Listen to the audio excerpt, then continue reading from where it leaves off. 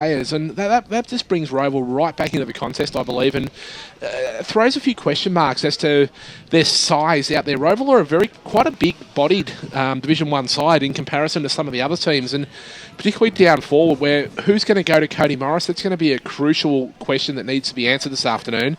And down back, I mean, Rowville have got a lot of big, tall defenders, guys like James Powell, Gav Willoughby, Mason Crozier, but they also have the ability to switch those guys forward, and if they're trying to expose Lilydale for a little bit of height in their back line, that might be the area where Rowville actually get on top. Don, introduce my co-commentator for this afternoon's match, and he's certainly looking forward to calling this one, Rowville and Lilydale. Hello, Ben Warren Smith. Good afternoon to you, Ben Waterworth, and all our Radio Eastern listeners. The toss has been won by Lilydale, so Ash Davies has won and kicked to the entry end, the Argyle Street end. So right of your radio dial, right of your internet stream.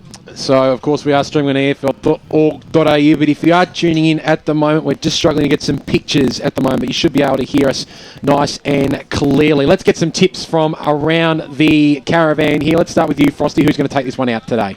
For the reasons I just alluded to a couple of minutes ago, I'm going to stick with Rowville this afternoon. I reckon they're set for this one. They've actually come out and told me, I've had a chat with a few of the Rowville boys, this is their most important game they've ever played for the football club this afternoon, and that includes grand finals in Division 2. They see it, keeping in touch with Division 1 top 5 is so critical to the success of this football club. I reckon they can get the job done, and I reckon it's going to be a nail-biter, but I'm going to tip the Hawks. Soupy? I'm not going to tip with my head or my heart. I'm going to tip with my stomach. The burger here today, very impressive. Outstanding, isn't it? I'm going for Rowville because of that reason. That's as good as any for mine. Oh dear. It is outstanding, no doubt about that. How do you see this one going, Benny? I like Lilydale today. They've been in ripper form of late. It's a big challenge for both sides today. Lilydale can break away from Rowville today and not have them lingering in the background over the remaining rounds of the year. And I think they're up to the challenge as well. But I also think Rowville are up to the challenge. It's a ripper game. The reserves was a cracker game. If that's any standard to go by, we're up for a beauty today. Lilydale, I think, by about 15 points. Let's quickly cross down Barony side. Thanks to Akira Urgent Care, Billy Vickers just looking very, very nice in the sun, in the jacket today, and the sun is beaming down on that big forehead of yours. Hello to you, Billy. Absolutely, Ben Waterworth. Fantastic day to be a boundary rider here, and it is. Ground is in absolutely fantastic nick, boys. I've just got a really slight breeze coming over my head, pushing towards the right of your broadcast position. I'd say 1 goal, 2 goal at best, but it's going to be a cracking day down here, boys. I can't wait to get stuck into it. Thank you very much to Billy Vickers and Riley Beveridge, who you heard in the Freight Partners warm-up. Will be joining him, all thanks to Akira Urgent Care. Teams are just starting to settle themselves as we speak. Marcus Hodges and Alex Frawley manning up next to each other. That should be a good one. A good matchup, I should say. Sean Alston's in there for Rowville as well. Ben Power ready to do battle against Mitchell Garner out here at Knox Gardens Reserve. And it really is do or die for Rowville. You look at it at the moment, and if they don't win this game, it puts them in a very difficult position to feature in the final series in 2013. So that's a very interesting matchup you just mentioned there, Ben. Sean Alston's gone straight to Ben Waitman, and Alston normally rock in defence for Rowville. Obviously going to be trying to do a lockdown role on Waitman. One of the quietest sirens in the Eastern Football League sounds as Rowville and Lilydale gets underway here at Knox Gardens Reserve, and Hodges, as if on cue, reads the tap from Ben Power very nicely from the first stoppage, immediately wrapped up by the Rowville midfield. So the umpire balls it up in the middle. Garner and Power go at it. Garner got the tap down, and it comes out here for the Hawks. Up towards the half-forward line. No one able to quite take it cleanly. Comes to ground. Out now to Koenig. Little left foot kick inside, forward 50. But taken here by Ryan Breeze. He's playing Frosty. He's out there at the moment. He gets the kick, and they work it along the outer side to the Falcons. They've got it at left half back. Dangerous kick in towards the middle. Was looking for Nagel. He couldn't quite bring the ball to ground quickly. Rowville now pounce on it and force the ball up in the middle of Knox Gardens Reserve. Sorry, Frosty? I'm just trying to work out who that number 19 is from Lilydale, not listed on our team sheet. There's gone straight to Cody Morris, but probably giving him a foot in size. So we'll see another ball up in the middle of Knox Gardens Reserve today. Our field umpire is Jacob Carroll. He throws the ball up now.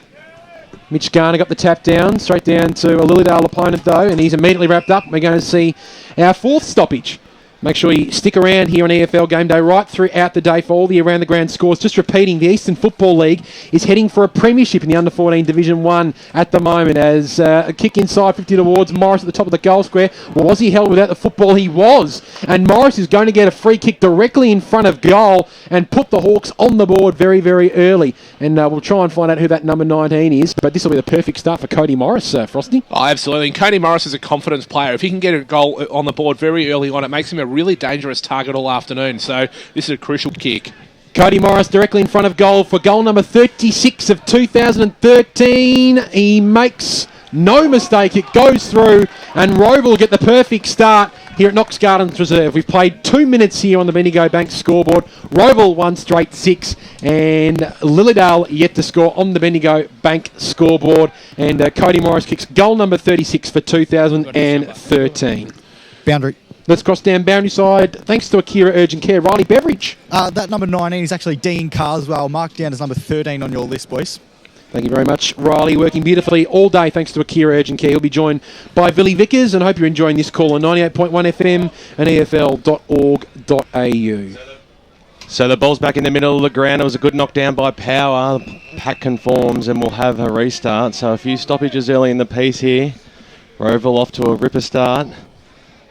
Umpire throws it up once again. Coming over the top there was Willoughby. He got a fist on it. It came out towards that player in Morris. Got a little dribbler kick up towards the half-forward line for Rowville now. Pack forms. On the ground level, Lilydale might be able to get it out here, but instead it's the Hawks. And the umpire you'd expect to come in, picked up by the Big Mac. Robbie McEwen snaps it inside forward 50. Morris is there at the back of the pack. He might get a handball away. He might have copped one high. The umpire's come in and paid him a free kick. So it'll be Morris 2 in, as many minutes for the Hawks. And that's the start that they're after, Pete. And he put his body on the line there, so he got the free. He was. And just the strength of Robbie McEwen in that contest and to rip the ball out of the arms of his Lilydale opponent and dribble that kick forward, found Cody Morris and, as you said, caught high, go back and line up for his second in a couple of minutes. So he comes in from about 10 metres out. Cody Morris, the goal umpire, doesn't move. That's his second. That's Rowville's second. And on the Bendigo Bank scoreboard, as we cross the 3.5 minute mark, it is Rowville 2 goals straight. Lilydale yet to get inside their forward 50. Oh, fantastic start for the Hawks. They couldn't have asked for a better start to their encounter today. And just watching that critical matchup in the centre, I said Sean Alston gone straight to Ben Waitman. As soon as Waitman got his hands on the ball, Alston wrapped him up in that last stoppage and just not giving him an inch to move. And that's a really good masterstroke from Paul Minot and his team there to identify Waitman as a key target and shut him down. The umpires today, Jared Moore wearing the number 18 Guernsey, and 28 is Jacob Carroll as the clearance will come out towards true centre wing position. Nagel was in position A, took a strong mark for the Falcons. This will be their first real chance at getting inside forward 50. The left foot kick from Nagel up towards that forward 50 area. Who's going to be there to pick it up? It's all the Hawks, and it comes out here to Jake Ryle. His little left foot kick will end up towards true centre half forward. Flying over the top there was Deer. Wasn't able to quite take the mark. Spills out towards left half forward. Nagel leads in the race again. Couldn't quite trap it on that occasion was Volta. It might work out okay here for the Hawks. They handball back to go forward. Picked up now by Stanley. The kick towards the top of the goal square. Over the head of McEwen. Falcons have the numbers at the fall of the ball. Comes to ground now. McEwen lays the tackle though, and he'll force the ball up inside Rowville's forward 50. And they've had all the play in the opening 5 minutes here on the Bendigo Bank scoreboard. Lilydale straight trail at the moment. They're yet to score. Rowville 2 straight 12. Make sure you keep your radio dial tuned to 98.1 FM right throughout the day. McEwen just thumps it forward, hoping for someone to run onto it for Rowville. Morris went past and the Dales might be able to work it out here. Volta picks it up and tucks the ball under his arm. He takes a bounce at right half back and looks for a player inside. It's a pretty ordinary kick and it might work as well. Garner picked it up for Rowville. They've got players over the top, over the head of Jackson on that occasion, but they've got numbers in support, do the Hawks. They try to paddle along, but it's turned over. And here's that man, Waitman. He picks the ball up now for Lilydale. Tries to look for a teammate, but it was all Hawks in front of him. Picked up by Steve Giorgio. Gets a little hand pass over the top. Ends up with Jackson. He looks for a player on the outer side. It's a good mark and a good kick as well. Koenig takes it. Plays on very quickly. Looks at McEwen at the right half forward flank. He's got 3 Falcons to beat. He tried to take them all on, and he was caught holding the ball. And the Dales will get a free kick at left half back. On the Bendigo Bank scoreboard, 6 minutes gone. It's Rowville 2 straight 12. Lilydale yet to score. They were quick to call that one, Peter Baird. I think it was definitely the right decision, though, by the umpire then. Robbie McEwen had plenty of opportunity, didn't dispose of the ball. Well, the mark's been taken by Jackson across the half-back line. He goes short. So he's found a teammate there in Makara. Goes out wide towards the half-forward line. Players fly forward at the fall of the ball. McEwen going to get a handball out there. It comes out wide now, that time picked up by Hill. He'll go on the left boot towards the wing position. The kick went a little bit astray, very astray in fact, and out of bounds on the full it is, and it'll be the player Sean Alston to bring it back in for the Hawks. Rowville very keen to get numbers behind the football and try and stream forward at every opportunity, and it's working well for them because they've limited Lilydale. I don't think they've had an inside 50 yet, Grant Campbell. They've had two right on the edge, but probably not inside as of yet. Well, they put each other under a lot of pressure here, Rowville, but they're going to get out of danger as Powell charges through. It's still a lot of players around this ball along the wing position. Scrambly kick went out of bounds on the full or near enough to, and a mark has been taken or a free kick paid. Could you see that far, Pete? I can't see which way. I'm looking for the umpire to point which direction. No, this it's definitely going the Lilydale way. So I think it might have been. Well, they're bringing it actually back, or there's a 25 metre penalty. So Lilydale will move themselves up into the middle of the ground now. They've struggled to make that play forward early in the piece. The lead is on there by Carswell. That's ignored. So it's a decent old 25-2. Davies across the half-forward line. He's asking for it. Instead, they go for the switch. Now the kick goes up towards the half-forward line. Davey finds himself in position A for the Hawks. He takes the mark, kicks it up towards the half-forward line. Morris has come a long way out from goal, but he takes the mark, quick to keep the ball moving. That was a clever kick. It was intended for Deer. He dropped what he probably should have taken, and the umpires come in and paid another free kick to Rowville inside their forward 50. He doesn't look too confident, Deer. He winds around now, got very close to the man on the mark. That was an ordinary attempt to go forward, and the ball's right in that boundary line in that forward pocket. And well, a little bit of a let off there, Rowville, because they'll get another chance here, Pete. Yeah, pretty poor kick there. Young Jordan Deer, only a young player playing in the under-19s, playing senior footy this year for the Rowville Footy Club, but he put his body on the line and did well to earn the free kick. McEwen went up against Power. Power got the knockdown easily. Players converge around 15 metres out from goal and will have a bounce. Some good news. The EFL are premiers in the under-14 Division 1 competition. 17-11, 1-13, defeated South Metro Juniors 8-9, 57. 20 metres out from the Rowville goals. Lilydale looking to get this ball out. In there, that time there was Breeze. He got the handball out, wrapped up in a tackle as well. And Garner's standing over there, and he'll go in that ruck contest, and we'll have a bounce just inside the centre square. It's still on the half-forward line for Rowville. They've been peppering early in the piece. 8.5 minutes gone in this first term as the umpire balls it up. Comes out wide now. Lilydale are going to have the numbers, and the mark's been taken there by Roach. Got the handball away, and now the Falcons stream forward. This is Hotties. Borks one, then kicks it up towards the half-forward line. It's a one-on-one situation. Nearly a nudge in the back, but Crozier's been paid the mark, and the Hawks to rebound. Brother of Fremantle's Hayden, Mason Crozier, a prominent Twitter personality, no doubt about that one. Loves his Twitter as Mason Crozier. He goes high up towards true centre wing position. Lilydale at the numbers at the fall of the ball here, but it bounces nicely for Robbie McEwen. He tried to feed off a hand pass towards a teammate, immediately set upon by a Fiesta of Falcons on that occasion, and we'll see a ball up in true centre wing position, broadcast side.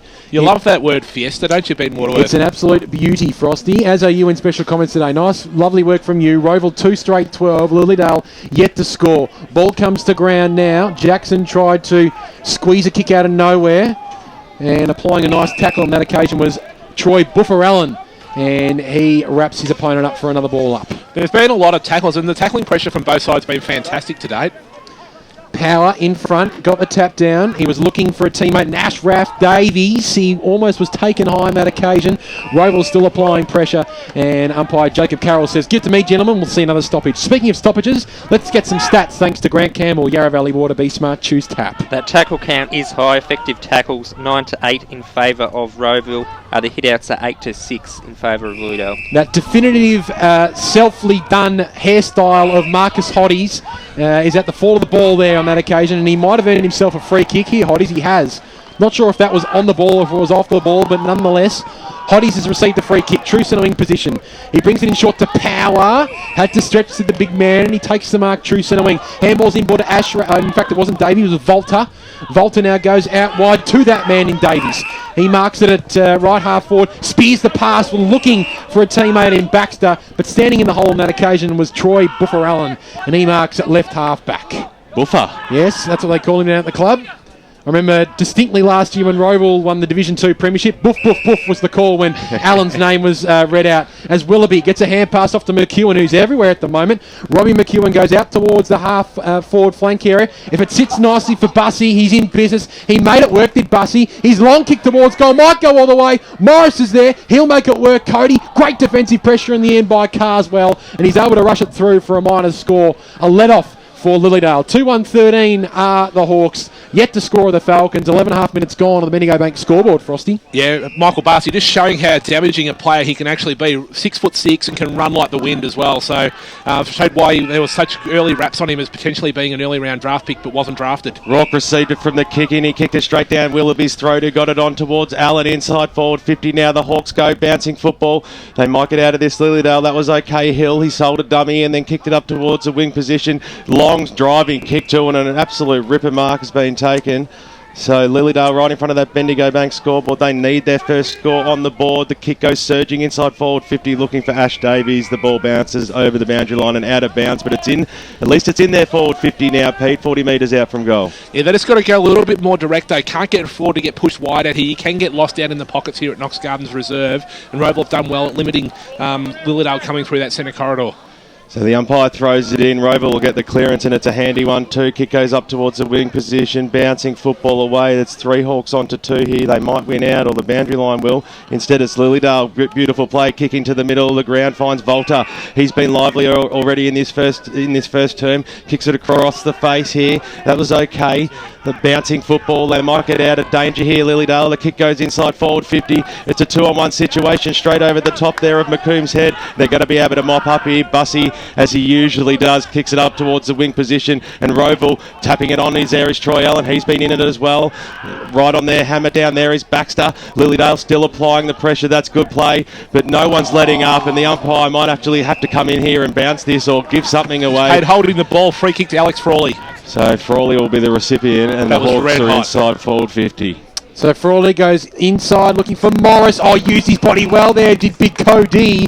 And he can go back from about 30 metres out. Tight angle for any kind of player, but he's on the right side for a right footer, Frosty. Yeah, I just worry about that matchup. I don't think Dean Carswell's got the body size or the strength to match Cody Morris in a one-on-one duel. Lilydale are going to have to get numbers back to give him a chop out then, because if Cody Morris can get delivery like that inside forward 50, he's going to be very hard to shut down. So Cody Morris, one of probably the oldest player of this young Hawks side. He comes in, he's kicked 2 for goal number 3, Cody Morris.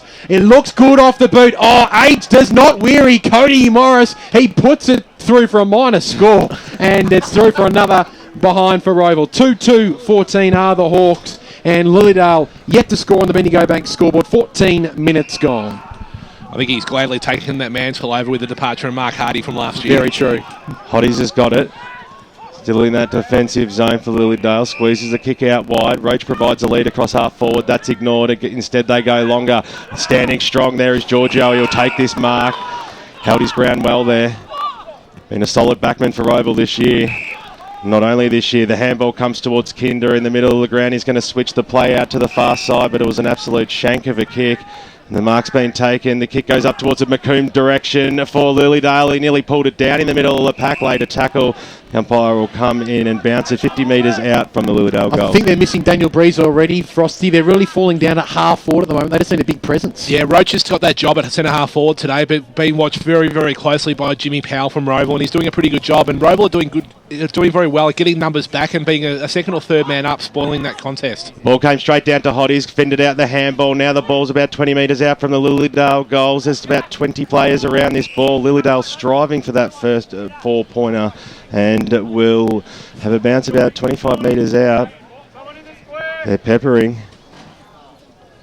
So you thought Power was going to go up in the ruck, then he just left it alone. It came down to Makara. Good dangerous handball, top of the goal square. Who's going to be able to pull this one out? The umpire will come in and bounce it once again. So they've edged about 10 metres closer, have Lilydale. A lot of players in this forward 50 for the Falcons. Who can pull one out? By just asking players to, well, there's so many of them, just to get out of the way in the end. The umpire throws the ball up now. Knocked towards the boundary line. Hotties might be the first one to meet it, and we'll have another stoppage. Grant Campbell, thanks to Choose Tap. Inside 50 starting to even up, 8-6 in favour of Rowville. The intercept marks are 6-2 in favour of Rowville, so Lilydale turning it over a bit. McComb stayed at the back, and he probably a good option too, as the snap on goal is led astray, and that was by Jakey Taylor off the back of the pack. So first minor score for Lilydale is their first score, in fact, and they trail on the Bendigo Bank scoreboard 2-2-14. Are the Hawks, Lilydale one behind. So the Hawks will bring it out from half back. It's a good kick as well, and shielding his eyes from the sun on that occasion to take a strong mark was Schoenmakers, and he got a hand pass off. They work it up towards half forward to the Hawks. Jackson arrives at the right time. Garner on hands and knees, tries to extract it, but he's immediately wrapped up by Tommy Rourke of Lilydale, and we'll see a ball up. It's interesting to see Rowville go very small up forward now. Cody Morris off the ground having a rest. Matt Jackson gone to full forward and being watched by Jared Barton. This ball's a true centre wing position here for the Falcons. They have control of the footy. They handball to absolutely no one in the end. It's picked up by Burns. Ryan Breeze lays the tackle. Boundary. And we'll see a ball up, I should say. I was about to say boundary throwing because we're going to cross down boundary side to Billy Vickers thanks to Akira Urgent Care. Just a quick note from ground level, guys. This initial game plan from Rowville of having these two loose men, or a few loose men in defence even, they're making it very hard for the Falcons to push forward and break through this press. So the Hawks just creep forward an extra 10 metres, but we're going to see another ball up. Jacob Carroll will throw this one up and waste no time as Burns and Co make some friends just in front of us, in front of the faithful here at Knox Gardens Reserve. Frawley on hands and knees. His hand pass was cut off in the end by Jake Taylor, and they work it out nicely. Here's a big man power inside forward 50. Waitman's one-on-one. Was he held? He was, and he's going to get a free kick directly in front of goal and should hopefully put through a much-needed goal for the Falcons here, Frosty.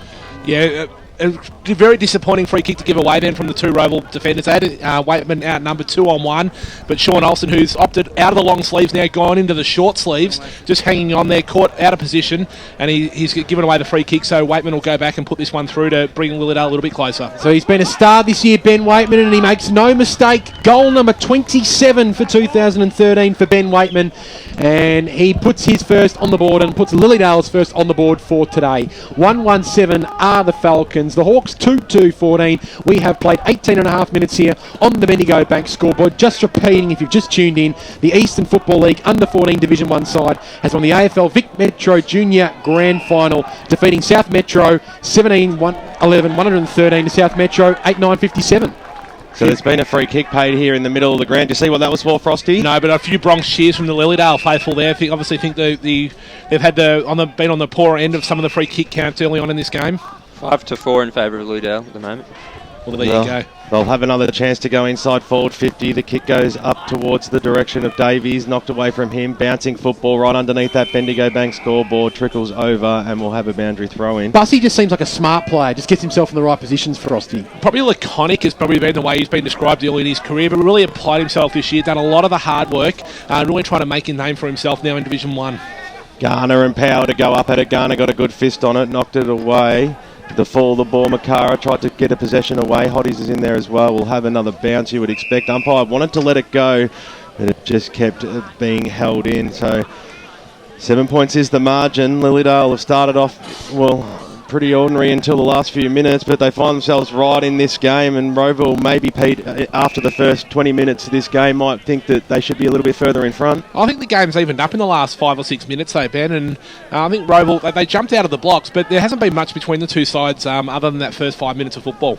Well, Garner got another knockdown. McEwen's in there. Lilydale, they're trying to get the clearance out. Hotties picks it up. Arch the back, got the handball away. And now the Falcons will go through the middle of the ground. The mark's been taken there by Davies. He'll take off. Inside forward 50. McComb put on a lead. It goes over his head towards the Waitman direction. Right on his hammer with Alston. Handball away. The umpire's paid a free kick.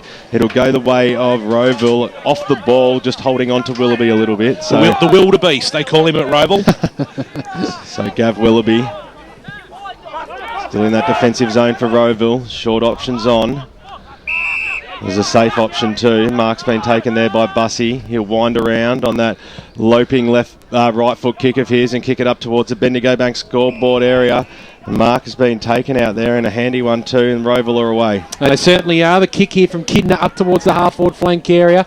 Might work out okay here for the Falcons. Bicky was there, couldn't quite take it cleanly. Hill went in hard. Umpire Jacob Carroll's pulled out a free kick. Will go the way of the Hawks. Players going in all hammer and tong there, not certainly decreasing on their intensity there. And Matty Davies got the free kick in the right half forward flank. He's probably got about 40 metres to cover, so it'll be a tough kick. He's a very good kick of the ball, Matty Davies. I prefer him on the run, though, from a set shot. 9 games played, 9 goals kicked for Matt Davies so far in 2013. Comes in, looks pretty good off the boot. Nice kick, Matt Davies. And Rowville have got the jump here at Knox Gardens Reserve. 3-2-20 are the Hawks. Lilydale 1-1-7. 21 and a half minutes gone here on the Bendigo Bank scoreboard. And maybe a bit of a surprise here, Frosty, seeing how well Rowville have started here. They started very well against Lilydale when they met them earlier in the year, though. They were in front at half-time. Lilydale worked out this press that Rowville likes to play, the way they like to get numbers behind the ball, and they did come home very late and had a blistering second half to run out nearly 10-goal winners. So don't write off the Falcons just yet, Ben Waterworth. I won't. Grant Campbell, thanks to Choose Tap Match Stats. Pretty even all over the place. Kicks 35-29 in favour of Rowville. Inside 50s 9-8 in favour of Rowville. Umpire throws it up in the middle. Rowville will get the clearance there. That was a good handball by Garner. He'll get it back as well. He'll get wrapped up in a tackle by Volta, and we'll have a bounce right in the middle here at Knox Gardens Reserve. It's a beautiful Melbourne winter's day. Going local for your football is the only way to spend a Saturday afternoon, and Division 1 football at its best today as the umpire throws it up. They might be able to get this even forward one more time here, Rowville. But they certainly do. Inside forward 50 is picked up by Roach for Lilydale. They're going to go backwards. Handball over the top that time by Barden. Put his teammate in under a lot of pressure here. Snap around the body out of that danger zone. Goes up towards the Willoughby direction. He will be the first one to fly for it. He could have nearly got a free kick for that. Hotties will come charging through. Paddle it towards the boundary line, and out she goes. That was a hard hit. 3 bodies having their eye on the football. Oh, yeah, that was a fantastic bit of play there. And Rowville just need to tighten up on Marcus Hotties. He's been great around the stoppages so far for Lilydale. So the umpire throws it back in. The fall of the ball that time there is Hotties will pick it up and get wrapped up in a tackle. And that was a quick stoppage. We've had quite a few stoppages in this first term, Grant Campbell. Certainly have. The clearances 10-9 in favour of Lilydale. So the umpire, true centre wing position out here, members side. It was Power, got the knockdown, came out towards the McEwen direction, wrapped his opponent up in a tackle. Over she goes for another boundary throw in. We've crossed 23 and a half minutes here in this first term. It's a 13-point margin to Rowville. They're the home side out here at Knox Gardens Reserve. Creating a little bit of a fortress away from Seabeck Oval out here. McEwen takes it from the throw-in. He's wrapped up in a tackle there by Davies. So it was a good effort by Davies to bring the big man down. And we'll have the ball up a little bit closer to the centre square. It's two very contrasting styles of play at the moment. Rowville having great success in trying to shut it down and force the stoppage every time and try and win it from there. Lilydale trying to get the ball out in space and use that superior foot disposal and running carry that they've done so well this year. Well, Schoenmakers was the one that was supposed to go up for it. He's just come on the kick this time by Dave. He goes up inside forward 50. At the fall of the ball, Cody Morris gets his fingertips to it. He's been pulled off it. Now it'll be Lilydale at the back there to pick the ball up there through Volta. Balks one, goes back. The handball away. He had support there in Grant Hill. He had to get it out of that danger zone, so he banged it on his boot, but it fell in the arms of Davey. Quick to move the ball on. That was a scrambly old kick. The umpire's going to bring it back, and Davey, will it be a free kick to Lilydale across the half-back line? Free kick for shepherding off the ball. Well spotted, Peter Baird. So the Falcons off half-back will bring it short, and the mark's been taken. Right half-back flank. That's not a good kick. It was looking for Ryan Mitchell, but it's gone over the boundary line and out of bounds on the full. The man doing all the boundary umpiring, Frosty, is our favourite umpire, Ashley Hawks, with her dreadlocks. He's a beauty. One of the best umpires going around in Division 1 from a boundary perspective. Umpired the Division 1 Senior Grand Final last year and doing a great job this year.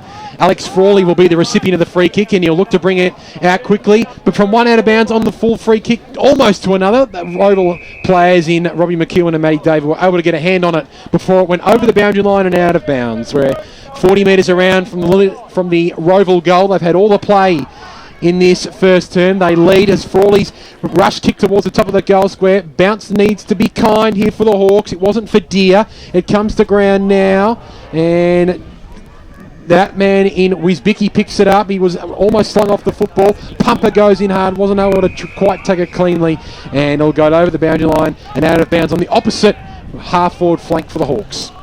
They lead this one 3-2-20 to the Lilydale side, 1-1-7. 25 minutes gone on the Bendigo Bank scoreboard. Boundary throwing occurs now. Lilydale at the numbers, and they will get the clearance up towards the half-forward area over the head of McComb. He's always got about 3 players to beat at the moment, Robin McComb. Kidner goes back and shares it with Alston. His left foot kick is pretty ordinary in the end. It didn't come off well. It's taken by Nagel. He brings it inboard to Ryan Breeze. It's a big kick, Ryan Breeze, from 50 metres out. Ryan Breeze towards the top of the goal square as the siren sounds, the quietest siren in the Eastern Football League here at Knox Gardens Reserve. Well, the Coppers were here. And it's 3-2-20 Knox. They lead Lilydale 1-1-7. 2 goals to Cody Morris and 1 to Matt Davey and 1 to Ben Waitman for Lilydale. But it's certainly all been Rowville at the start of this match here at Knox Gardens Reserve. It's 5th versus 6th in Division 1. We'll come back with all the around the ground the scores right after the break here on EFL Gameday. For all the latest news and information on the Eastern Football League, make sure you check out our website, www.efl.org.au. Had an accident on the field? Head straight to Akira Urgent Care for immediate medical treatment, and you won't have to wait. For a maximum of $75, we'll treat your broken bones, sprains, strains, cuts, or any other game day injuries. Walk in at 157 Scoresby Road, Baronia, or call us on 9839 3333. That's 9839 3333. Akira Urgent Care. We have you off the sidelines in no time. Station sponsor. For all things EFL, The Huddle. Good evening, Eastern Football League lovers. One of the punishments is you've got to get a spray tan Friday night before a game. Oh, nice. Wash all the jumpers. And of course, he is Glenn Archer, and welcome to the program tonight. G'day, Glenn. G'day, guys. How you going? If it was up to Dino, he's winning the league B&F, our B&F. How much longer we've got to see Stewie Wine going around in the Eastern Football League? Probably about 1 quarter. 6 p.m. every Wednesday on 98.1 Radio Eastern. Desperately need budget-friendly windows? Visit T&B Discount Window Warehouse, who'll have the right solution for you. T&B has new and surplus windows to suit any budget needs, and you'll still have spare change to finish off your renovation. Visit T&B's new Superstore, Unit 4, 116 to 118 Canterbury Road in Kilside. T&B Discount Window Warehouse, part of the EAL and AW Window Transport Group, your number 1 in window transport. Call 1300 075 038. Program sponsor. Damien Watson with you on Radio Eastern 98.1. It's currently a very pleasant 17 degrees outside in Melbourne's outer eastern suburbs. Hope you're having a fantastic Saturday afternoon listening to the Eastern Football League. I do have a progress AFL score to bring to you, and in the match of the day in the AFL, it's actually quite a tight contest, with Sydney leading Port Adelaide by just 4 points at the 23-minute mark of the second quarter over the border at Amy Stadium in Adelaide. The scores at the present time: Sydney 4-2-26, lead Port Adelaide 3-4-22, after the Power actually trailed at the first change by 17 points. The goal kickers thus far for the Swans: Kurt Tippett is making an instant impression in the red and white Guernsey. He's already booted 2 goals. He's the only major goal scorer for the game so far. Adam Goods and Kieran Jack just have the single majors each. And for Port Adelaide, the goal kickers so far: Broadbent, Mead and Wingard have each booted 1 major. Meanwhile, in the possession count, Josh Kennedy is dominating predictably in the centre for Sydney with 18 disposals thus far. He's certainly accumulating a lot of the ball. We'll head back to the team for EFL Gameday out at Knox Gardens Reserve for the big Division 1 clash between Rowville and Lilydale right after these messages. Good news, boys. It's 20% off to travel on Eastlink on weekends and public holidays with a car tag. So, with the money you'll save, you'll have enough. Enough for what, Coach? My birthday present next week. And I have my eye on some sparkly gold footy boots with some pandas on them. Get a Breeze tag and use Eastlink, the quickest way to get around Melbourne's East. Arrive fresher, play better. Eastlink, it's time better spent. In sparkly boots. Program sponsor. For the best EFL rap on radio, don't miss Akira EFL Sunday from 10 till 12 every Sunday morning on 98.1 Radio Eastern. Ben Warren Smith and the team bring you all the final scores, goal kickers, best players and ladders following a big round of EFL footy. The gang also talk to winning coaches, players and special guests to bring you the final scores from all seniors, reserves and under-19s matches. Akira EFL Sunday, going live and local for your footy from 10 every Sunday on 98.1 Radio Eastern. For all the latest news and information on the Eastern Football League, make sure you check out our website, www.efl.org.au. EFL Saturday Game Day continues. Let's head back and go local for your footy. Quarter time here at Knox Gardens Reserve. 3-2-20 are the Knox... Oh, gosh. 3-2-20 are Rowville and 1-1-7 is the Lilydale side. Great start for Rowville. Just in some other quarter time scores, they're streaming through Twitter at the moment. East Burwood a 3-1-19. The Bulls a 2-1-13. Baronia 4-2-36 lead. Heathmont 2-4-16. In Churnside Park, they currently trail by 20 points. Well, let's head down Boundary side. Thanks to Akira Urgent Care, to the boys down there. Thanks, Ben. I've got the Rowville assistant coach now. Noel, how you've run the ball off the half-back flank really well in that quarter. Got numbers behind the ball a lot. Is that a plan from the start? Yeah, it was a plan. We just want to really get to that run. That's one of our key weapons, our run from half-back, so we want to exploit them on the way out. Now, how happy are you with your first quarter? 13 points up at quarter time. Are you pleased the boys putting a good going through your drill, sorry? Yeah, look, I think we stuck to the game plan really well, and I'm really happy with that. I think there's probably a couple more that we probably could have got. A couple of undisciplined free kicks too that we need to work on. Now, how confident are you first of the game? Look, if we keep up this intensity and stick to our game plan, I'm very confident. Thank you very much. Great work, Riley Beveridge there with Noel Stodderton from the Rowville. The Rowville assistant coach was great in his time in the warm-up and doing a great job now. Let's head to Grant Campbell with some stats that matter thanks to Tu's tap from that first term. Well, there was very little in it. All the main categories, hit-outs, clearances, kicks, handballs, inside 50s. There was no more than a difference of 3. A couple of the bigger differences, the intercept marks were 6-3 in favour of Rowville. Lilydale's forward line was really falling down there. Rowville able to take some good defensive marks. The tackling pressure was very notable. Effective tackles 21-16, and that includes 4-1 in favour of Rowville for forward 50 tackles. And maybe why the Lilydale fans were a bit upset with the umpires. All 3 goals Rowville have kicked have come courtesy of free kicks. But interesting that Lilydale's goals come from a free kick, so we're yet to see a goal from a mark or in general play, so hopefully that changes this quarter. Well, it might, Grant Campbell, and you'll be all across it thanks to Yarra Valley Water Be Smart Choose Tap.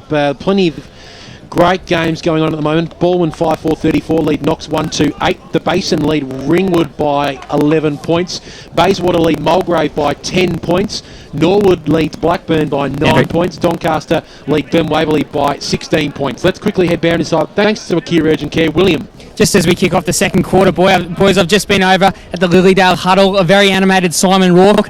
Look this quarter for the Lilydale forwards to really make the Rowville defenders much more accountable this quarter, and also watch for Ryan Bracey might be pushing up a little bit higher up the ground, boys. And that is why we call him the excited one, Billy Vickers, as excited as always on EFL Game Day. He's the start of the second term, 3-2-20, Lilydale, Rowville 1-1-7, BWS. The umpire throws it up, Power got the knockdown, still in the middle of the ground here, pushing forward there for Lilydale. They might get the handball out. It was intended for Jakey Taylor. He goes after it again, got the handball out wide. Lilydale now kick towards the forward pocket, goes up towards that direction of the big man down there in Macomb, and he takes the mark about 40 metres out from goal. Difficult angle though. It is. Quick ball movement was the key then from Lilydale, not allowing the Rowville backs to flood back in numbers and lock off the space instead of Macomb.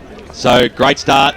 If they can put a major through here, Lilydale, it's a big kick. It's a monster kick. It went every bit of 60 metres and we pushed it straight out to the right hand side and through for a minor score. So not even a minute gone here in the second turn. Lilydale just inched that little bit closer. They are 1-8, trailing by 2 goals because Lilydale are 3-2-20. So the Hawks will bring it in from the outer side. Hope you're enjoying this broadcast on EFL.org.au and 98.1 Radio Eastern FM. Whoa! Big fly over the top. That's unfortunate. I wasn't looking at the time. Alex Frawley with a great mark. He plays on quickly and goes out towards the Bendigo Bank scoreboard side. Mark taken here by Matty Stanley. And he'll look to try and move it on quickly. In fact, he holds it up and goes inboard to Jackson. He goes further back to Truson, half back now, and Michael Bussey takes the mark. Further afield, safe kick, James Powell, safe mark. This is all still at Truson, half back, and now he switches it out towards the outer side. And the Hawks have the numbers. They play on quickly. Garner, good lead by him and a good kick as well. Presents and marks in front of Power. Right half forward flank, inside 50. The kick is looking for Davey. Went over his head, but he likes the situation, Matty Davey. Picked up though by Pumper for Lilydale. He goes across his defensive goal square. That is an ordinary kick. Does it work okay for Barden? It doesn't. And it goes over the boundary line and out of bounds, 30 metres around from Rowville's goal. Left forward pocket. Umpire Andrew Hawkes brings it in, dumps it in. Nagel got the tap down. In fact, it was Power got the tap down. Kick towards Morris. Almost took a Wayne Carey-esque like mark going back with a flight, but he dropped it, went over the boundary line and out of bounds. Carswell very happy about that one. We'll bring you update scores right throughout the day here on Radio Eastern FM and EFL Gameday. Don't want to upset the GMAC. No, as Power gets the tap down. He might pick it up and go himself here, Ben Power. He now holds it up with Jordan Deere, and we'll see another baller. So umpire Jacob Carroll will toss it up, about 20 metres out from Rowville's goal. Hill came over the top as a third man, one-handed pick up there by Davey, but he's immediately set upon by another bunch of Lilydale players. So third time lucky. Carroll balls it up now, comes to ground, and still no one able to quite take it cleanly. Ryle again at the bottom of that pack. Fourth time lucky. Let's see how we go now, gentlemen. Jacob Carroll throws it up. Beautiful tap down by McEwen. Ends up in the hands of Alston. Tries to snap it quickly. Couldn't quite. Still at ground level. Still an opportunity for the Hawks. And Hill's happy to rush it through for a minor score. And after all that, we just got one behind the show. On the Bendigo Bank scoreboard, Rowville 3-3-21. The Lilydale side are 1-3-9. And it's 3.5 minutes gone on the Bendigo Bank scoreboard. So Carswell for Lilydale brings the ball back out to the half-back line, fisted away, and over she goes for a boundary throw-in by Garner. So he probably could have nearly taken the mark there, Frosty. Yeah, possibly could have, but I think Rowville's game plan is they try and force a stoppage and try and break from here. So Garner got the knockdown for all. He gets on hands and knees, tries to scoop it out. Coming in there also from Lilydale, Liz Horsley. He got gang tackled. Also on the bottom of the pack is Matty Davey, and we'll have a bounce. So Ben Koenig, what can you tell us about him, Pete? A young player coming up from the under-19s, first year of senior football. He's actually replaced Nathan Hicks in the side today. So a young player that's really making a mark in the Rowville seniors. So a little bit of argy-bargy right in front of the members' stand. And it'll be a free kick going to the way of Lilydale. That was silly then from Ashraf Davies. At the last stoppage, he went and had a go there at Matt Davey, and it's just gone back and had another crack at him just then and given away the free kick. Well, he wasted no time. Davey hit it to his teammate in Jackson. Good kick. Switches the play too and found his teammate in Jai Kinder. 50 metres out from goal, it might be just beyond him.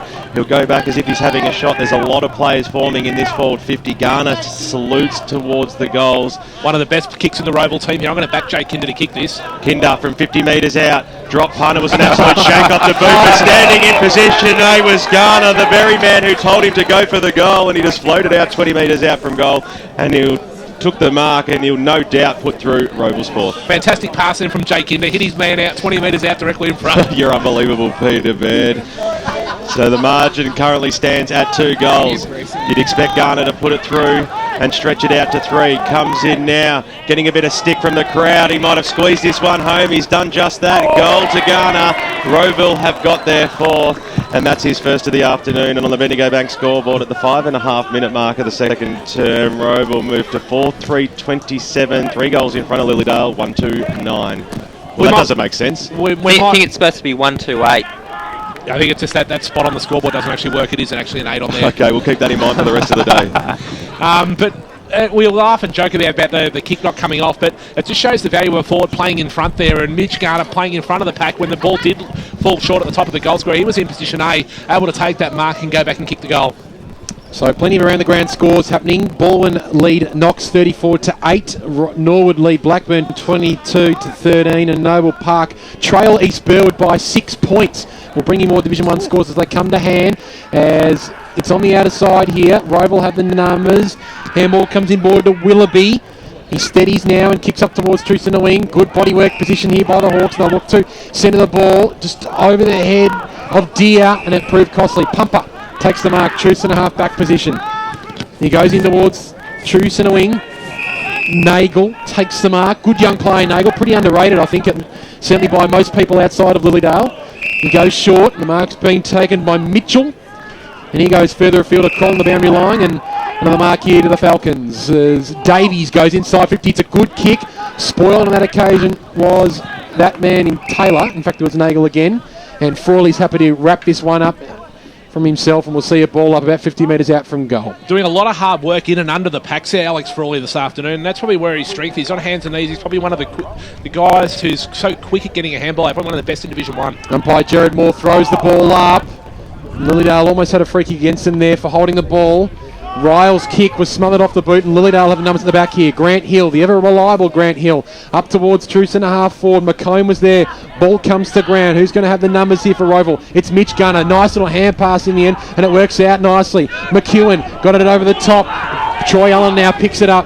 The kick up towards Morris at 50 metres out from goal. Beautiful defensive fist there from Carswell, but it works out okay here for Cody. Left foot inside 50 is a beauty, and Alex Frawley takes a Tubby Taylor first slip catch, 40 metres out from goal, almost directly in front, and the Hawks are hot to trot at the moment, Peter Baird. Yeah, that was really smart play then by the young Rowville player Jordan Deere to get the handball over the top to Cody Morris, who was left caught behind the contest. But Alex Frawley, I reckon the best player in Division 1 below his knees. He's just fantastic at that low level and had to get down right to ground level to mark that one. Should go back and hopefully kick a goal here, extend the lead for Rowville. He's turned himself into a quality Division 1 player, Alex Frawley, arguably being Rowville's best player this year.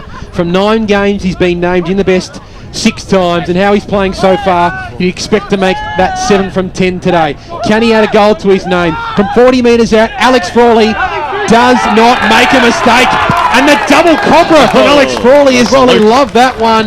And Rowville are on fire at Knox Gardens Reserve. They're home away from home. 5-3-33 Rowville. 1-2-8 Lilydale. And we've played almost 9 minutes on the Bendigo Bank scoreboard. Second term. Let's cross down boundary side thanks to Akira Urgent Care. Yeah, it's a big ground down here. It's really noticeable that Rowville are getting their rotations done a lot more than Lilydale at the moment.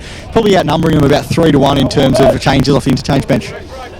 Grant Campbell, thanks to Choose Tap Match Stats. Kicks this quarter 19-9 in favour of Rowville.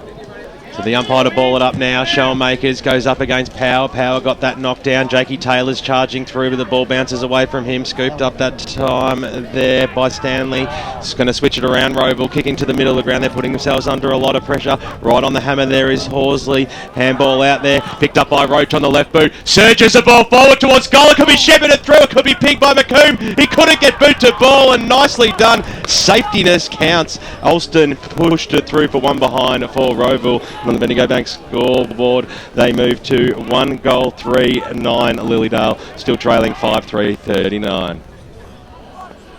Just seeing Matt Jackson coming off the ground, looking a little bit proppy there. Be interested to see from the Akira Urgent Care boundary riders if we can get an update on his status. Rowville bring it out towards right half back, and the mark's being taken here by Jake Kinder. He put his team out under a lot of pressure in the end. Kinder gets it back and looks to go back to go forwards with the Hawks. High kick towards true centre wing. Stanley! Almost took a big mark. Had to sit, brought it to ground though in the end. Comes down to Buff Allen. He goes up towards Morris at half forward flank. Roach will be happy to see that over the boundary line and out of bounds. And Morris makes him earn it as well. Two of the biggest men from both sides, Cody Morris and James Roach there. So it comes to ground now. The boundary throw in. Roach will go up in the ruck.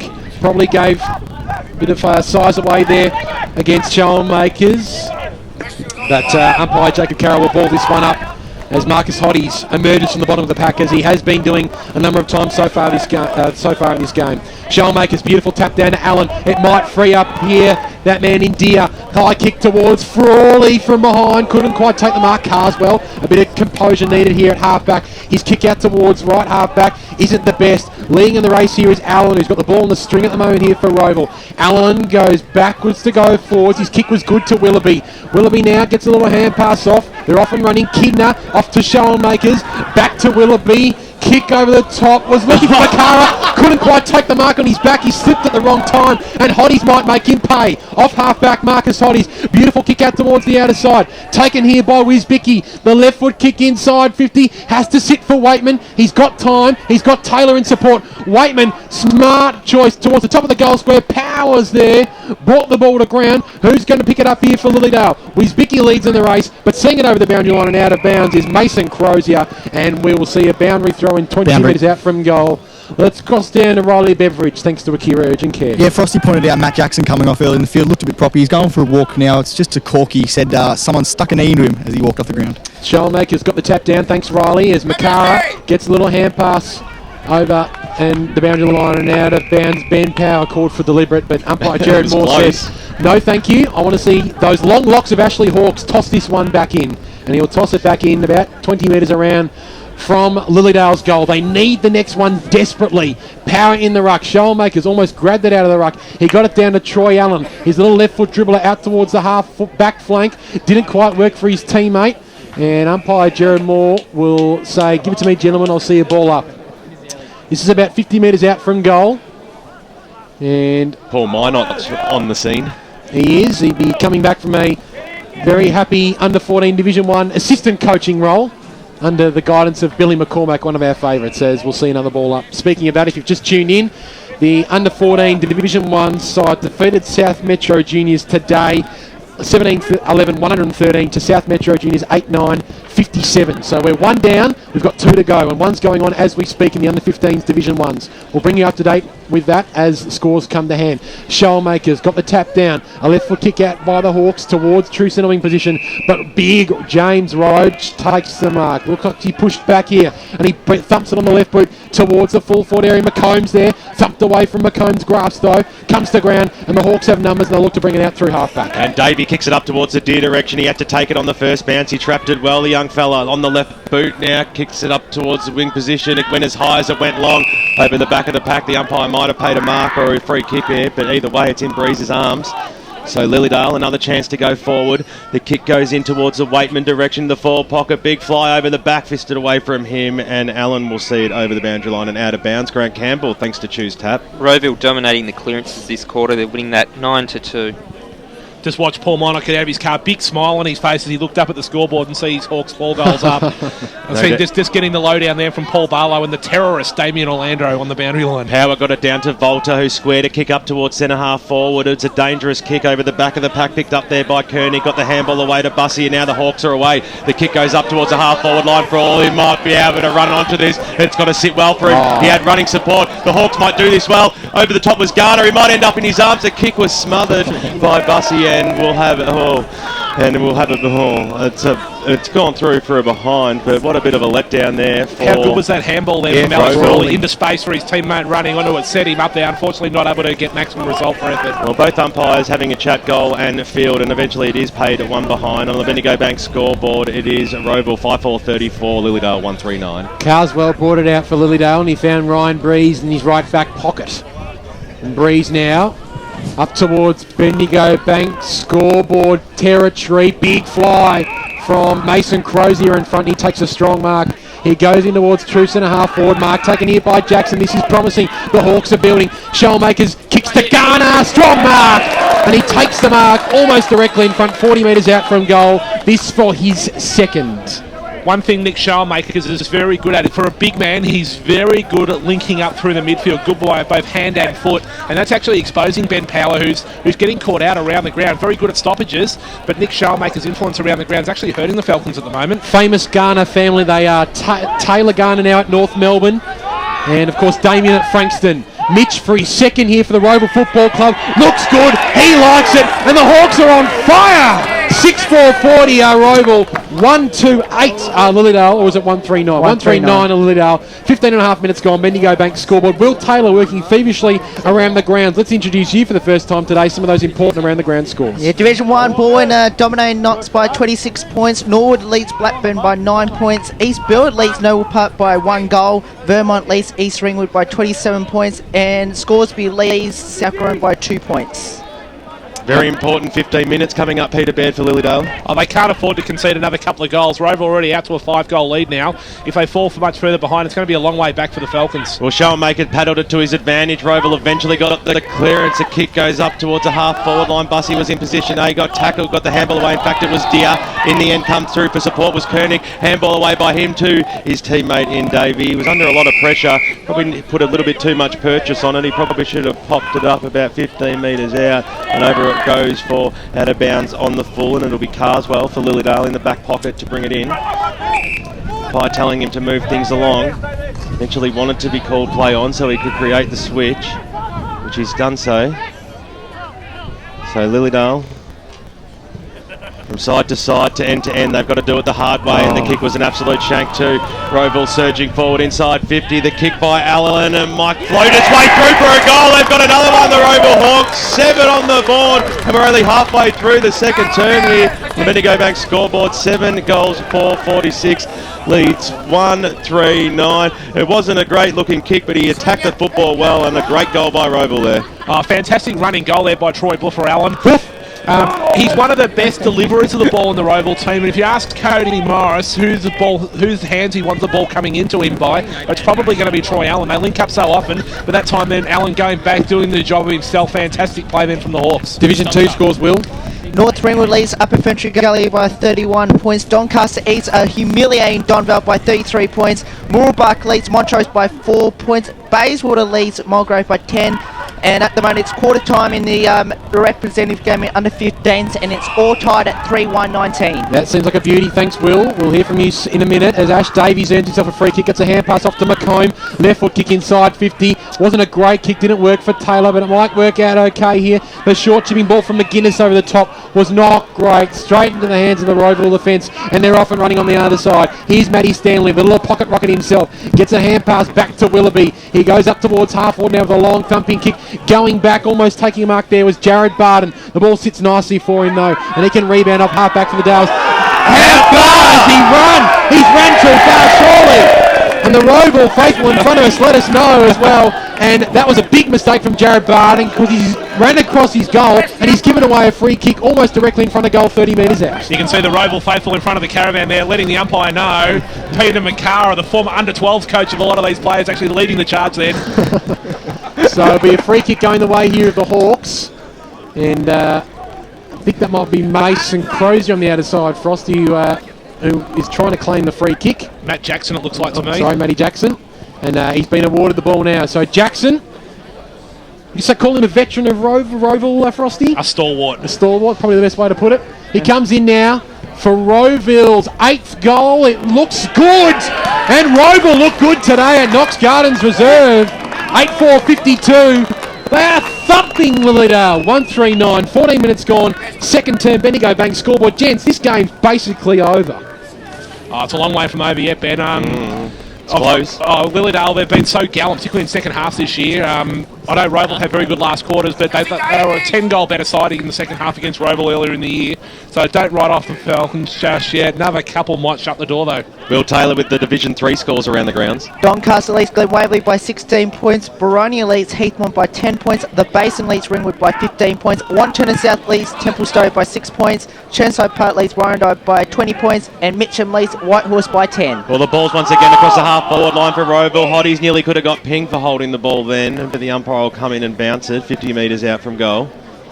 On just into time on here, 20 minutes gone in the second term. Huge lead, just over 7 goals to Rowville. Running away with this one early in the piece. Umpire throws it up.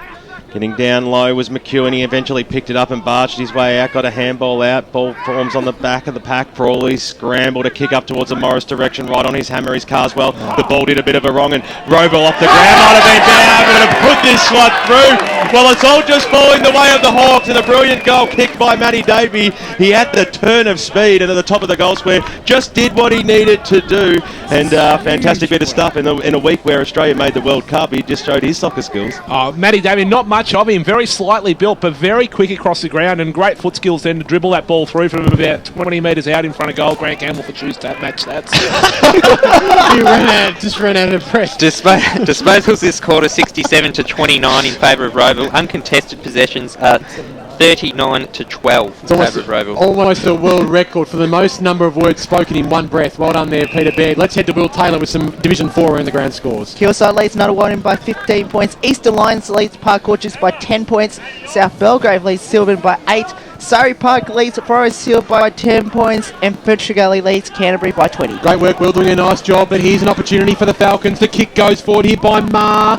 And will it sit for a teammate? It won't. Rowville's defence has been rock solid here. A quick kick comes out to the goal scorer just then in Davey. He takes a strong mark as well. He marks it right half back. It's a gutsy kick inboard, but it works for Frawley. And this man is in some serious form. The kick is a wobbler off the boot. Mitch Garner slipped through his hands. Marcus Hoddy's happy to see the ball over the boundary line and out of bounds. And Rowville are playing arguably their best game of the season at the moment. They are absolutely all over the Lilydale side at the moment. What a match-up of different proportions in size. It was Marcus Hoddies then trying to pick up Mitch Garner in the Rowville forward line. So the ball comes out here to Jake Taylor, gets the clearance up towards half-forward Roach, probably for the first time presented around the wing position. Ball went through his hands, and umpire Jacob Carroll calls for a ball up, almost true centre wing position broadcast side. Hope you're enjoying the call here on EFL Gameday. All thanks on to 98.1 FM and EFL.org.au. Ball comes to ground now. Taylor's on top of it. He might have himself a free kick. So Lilydale will get a reprieve here, and they'll look to thump this ball inside forward 50. Kick comes in towards Hoddies in the middle. He takes a strong mark. In fact, it was Ma who got the free kick just beforehand, and Ma to Hoddies, and now Hoddies over the top to Carswell. Feigns two opponents now, Carswell, and goes towards true centre half forward position. Good, strong mark taken by Ashraf Davies, and a ticky touch with there from umpire Jared Moore. Davies took the mark, and Frawley was maybe just slightly late, and Jared Moore says 25 metres, please. Have a look at that one, Michael Bozzo, during the week. Have a word to that umpire, because that was red hot then. I don't reckon that was a 25-metre penalty. Pretty ticky touchwood from umpire Jared Moore, but Lilydale will take it, and so will Ashraf Davies. The superstar midfielder comes in from directly in front. That is a quintessential helicopter off the boot. And Rowville will look to rebound off half-back, and they currently lead 58-9 on the Bendigo Bank scoreboard. Well, they're not out of danger there yet, Rowville, because Taylor snapped on it and kicked it to the top of the goal square, and Lilydale will have a shot from goal about 20 metres out. It was George who got the handball away, put his teammate under a lot of pressure in the forward pocket, and now it'll be Billy Gardner for the Falcons to put through what you would expect to be his first goal and Lilydale's second. They're just shell-shocked at the moment, a little bit, Lilydale, and that was only a Rowville turnover that actually resulted in Lilydale getting a shot at goal here. Well, they need a change of luck, and it all starts from here, and it's a beautiful kick off the boot by Billy Gardner, and that's his first goal. Andrew. They're getting that little bit closer as we cross it to the 24-minute mark of the second term, but they need a couple more. 9-4-58 Rowville, Lilydale 2-3-15. Let's cross down boundary side thanks to Akira Urgent Care to Billy Vickers. Yes, boys, just before that crucial goal to Lilydale, we've just seen Lee McComb limp off very gingerly for the Lilydale Falcons. We'll keep an eye on that down here, but he looked pretty proppy on that leg. Eastern Footy League 3-1-19, South Metro Juniors 3-1-19 at quarter time in the under-15 Division 1 AFL Vic Metro Grand Final. We'll keep you up to date from all the around the ground scores, particularly there at Dandenong. Nicely done there by Makara, got a hand pass off, and Kinder goes inside forward 50, but playing in front on that occasion were the Falcons, and strong mark taken here by Mitchell. He gets a hand pass off to Carswell. He's doing plenty of rebounding work off half back at the moment. He goes out towards the Bendigo Bank scoreboard, and he's got a couple of teammates here. Has to sit well for Pumper. It didn't. Comes to ground. Nice work by big Robbie McEwen. Did well on hands and knees there. Got it over the top to Powell, and that's a clever kick as well. Nicely worked by the big men. Inboard to Jackson. That was an ordinary kick to say the least. All that good work undone. Great tackle. Straight to the hands of Brian Breeze.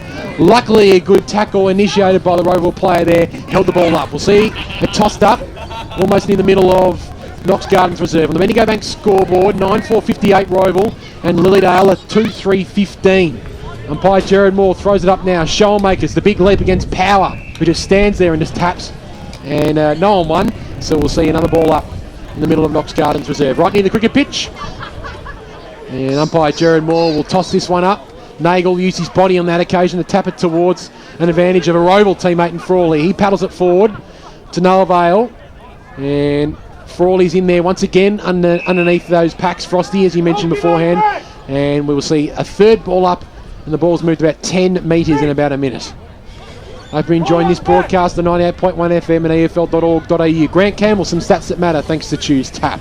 Inside 50s, only 11 to 10 in favour of Rowville, so and the spoil counts 7 to 3 their way, so Lilydale getting a bit of the ball, but Rowville's defence holding up strong. Yeah, and they're going to rebound another inside 50 here. Soupy as Jackson just throws on the boot up towards true centre wing position.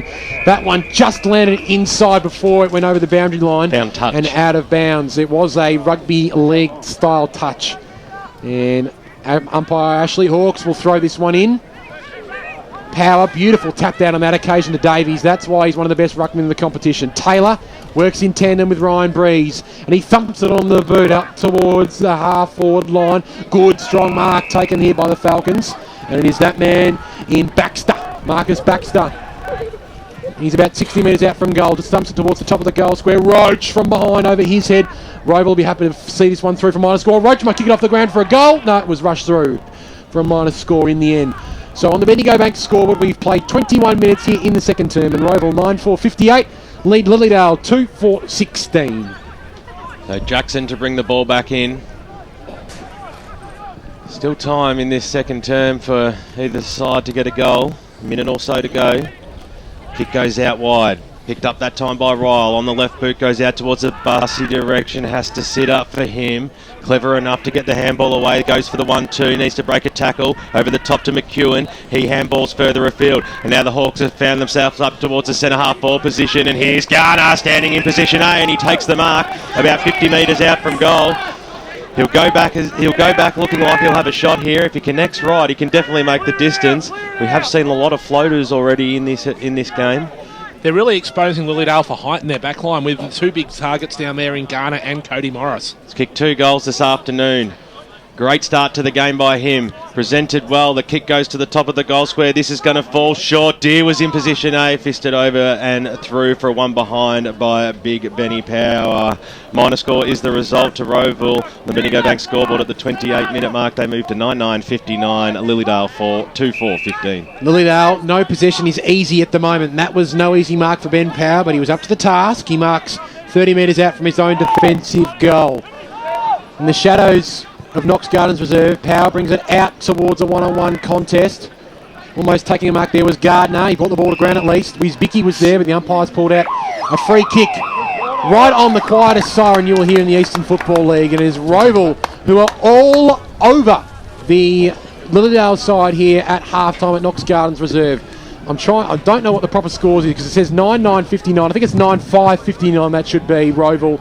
They lead Lilydale 2-4-16 at half-time on the Bendigo Bank scoreboard. 2 goals each to Morris, Davey and Garner for Rowville, and singles to Frawley, Jackson and Troy Buffer Allen, and 1 each to Waitman and 1 to Gardner for Lilydale. But that is all she wrote for the first half. Coming up after the break, it's the Pie Shed halftime show, and Billy Vickers is taking control of the Pie Shed halftime show today. Looking forward to his work, and we will chat to Clint Stanaway from 9 News right after the break, and hear all the around the ground scores with Will Taylor right after the break here on EFL Gameday. Good news, boys. It's 20% off to travel on Eastlink on weekends and public holidays with a car tag. So, with the money you'll save, you'll have enough. Enough for what, Coach? My birthday present next week. And I have my eye on some sparkly gold footy boots with some pandas on them. Get a breeze tag and use Eastlink, the quickest way to get around Melbourne's East. Arrive fresher, play better. Eastlink, it's time better spent. In sparkly boots. Program sponsor. Own a smartphone and love the Eastern Football League? Then the EFL mobile web app is a must for you. Go to m.efl.org.au to access fixtures, results and ladders for all EFL grades. You can also receive live around-the-ground scores every Saturday afternoon right from the palm of your hand. And contribute to the mighty EFL forum. Download the EFL mobile web app to go live and local for your footy this season right from the palm of your hand. Desperately need budget-friendly windows? Visit T&B Discount Window Warehouse, who'll have the right solution for you. T&B has new and surplus windows to suit any budget needs, and you'll still have spare change to finish off your renovation. Visit T&B's new Superstore, Unit 4, 116 to 118 Canterbury Road in Kilsyth. T&B Discount Window Warehouse, part of the EAL and AW Window Transport Group, your number one in window transport. Call 1300 075 038. Damien Watson with you on Radio Eastern 98.1. It's currently a very pleasant 16 degrees outside in the outer eastern suburbs of Melbourne. Hope you're having an enjoyable Saturday afternoon listening to the big Division 1 clash between Rowville and Lilydale out at Knox Gardens Reserve on EFL Gameday. And the Hawks really are taking control over the Falcons. Speaking of other games in the AFL, I do have a progress score from the match of the day on this Saturday afternoon, and it's across the South Australian border in Adelaide at Amy Stadium between Port Adelaide and Sydney, and the match is developing into a relatively low-scoring slog at the present time. We're currently at the 9-minute mark of the third term, and the Swans hold a 10-point advantage over the Port Adelaide Football Club. It is the Swans 5-3-33 leading the Power 3-5-23 at the early stages of the second half. The major goal scorers thus far, only the one major goal scorer, Kurt Tippett, in his first game in the red and white colours, has booted 2 goals already, and that's a good result for the Sydney Football Club. Adam Goods and Kieran Jack also have one major apiece on the board. Meanwhile, on the Port Adelaide side of the coin, their only goal scorers thus far, Broadbent, Need and Wingard, have each booted a single major for the game. So Sydney holding a slender lead by 10 points in the early stages of the second half over there at Amy Stadium. Make sure you stay tuned to the Pie Shed halftime show with Billy Vickers right after this short break. Program sponsor. For all things EFL, The Huddle. Good evening, Eastern Football League lovers. One of the punishments is you've got to get a spray tan the Friday night before a game. Oh, nice. Wash all the jumpers. And of course, he is Glenn Harcher, and welcome to the program tonight. G'day, Glenn. G'day, guys. How you going? If it was up to Dino, he's winning the league B&F, our B&F. How much longer we've got to see Stewie Wine going around in the Eastern Football League? Probably about 1 quarter. 6 p.m. every Wednesday on 98.1 Radio Eastern. Had an accident on the field? Head straight to Ikira Urgent Care for immediate medical treatment, and you won't have to wait. For a maximum of $75, we'll treat your broken bones, sprains, strains, cuts, or any other game day injuries. Walk in at 157 Scoresby Road, Baronia, or call us on 9839 3333. That's 9839 3333. Ikira Urgent Care. We have you off the sidelines in no time. Station sponsor. For all the latest news and information on the Eastern Football League, make sure you check out our website, www.efl.org.au. EFL Saturday Game Day continues. Let's head back and go local for your footy. Hello and welcome to the Pie Shed Halftime Show. I'm Billy Vickers and we're coming to you live from Knox Reserve, the Gardens Reserve this afternoon, where we've got a pretty one-sided contest on our hands this afternoon. We're just at halftime. It's 9-5-59 to 2 goals for 16. We have got the Rowville Hawks in the lead. I'm going to take you through a range of things this afternoon. We're going to go around the grounds with our man Will Taylor. We're also going to be going to one of our live around the grounds reports at one of our members this afternoon. But first, we're going to get all the latest news and bring it to you from the 9 newsroom. We've got Clint Stanaway on the line. One moment. Firstly, we'll actually check a few scores with everyone this afternoon. I'll introduce you to Will Taylor, our man. Will, can we start with Division 4 this afternoon? What have you got for us? Yeah, Division 4, it's Kilsyth 7-4-46 to another 1-4-11-35. Park Orchards 11-7-73. Eastern Line 6-8-44, so an 8 goals to 2 term there by the Sharks. Surrey Park leads Forest Hill 9-7-61 to 6-4-40 Forest Hill and 9-8-62 Ferntree Gully. Canterbury 2-4-16.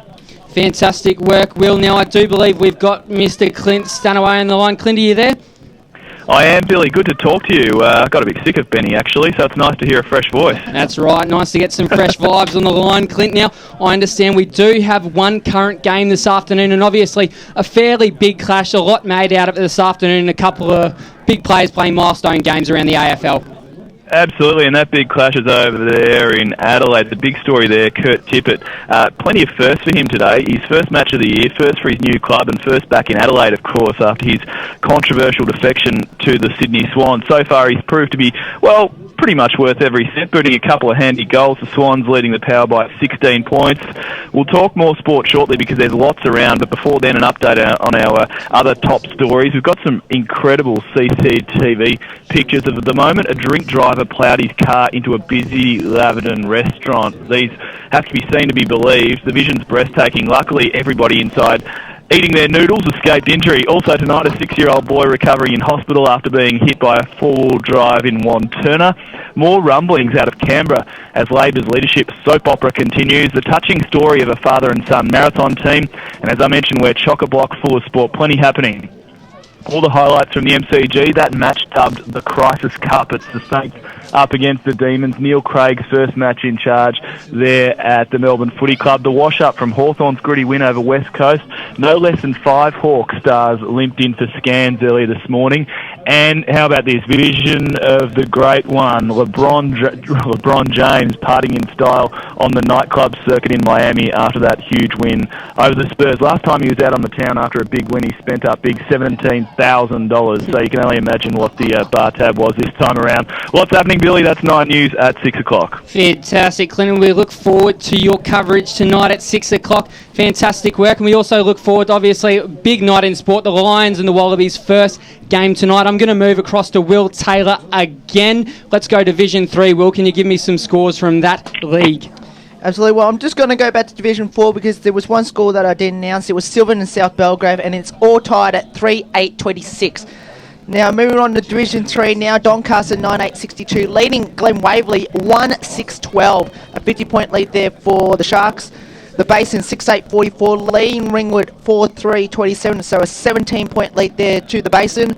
Wanturna South, what a huge quarter they had in the second quarter. 7 goals to 2 in the second quarter. Now Wanturna South leading by 38 points, 11-7-73 to 5-5-35 to Templestowe.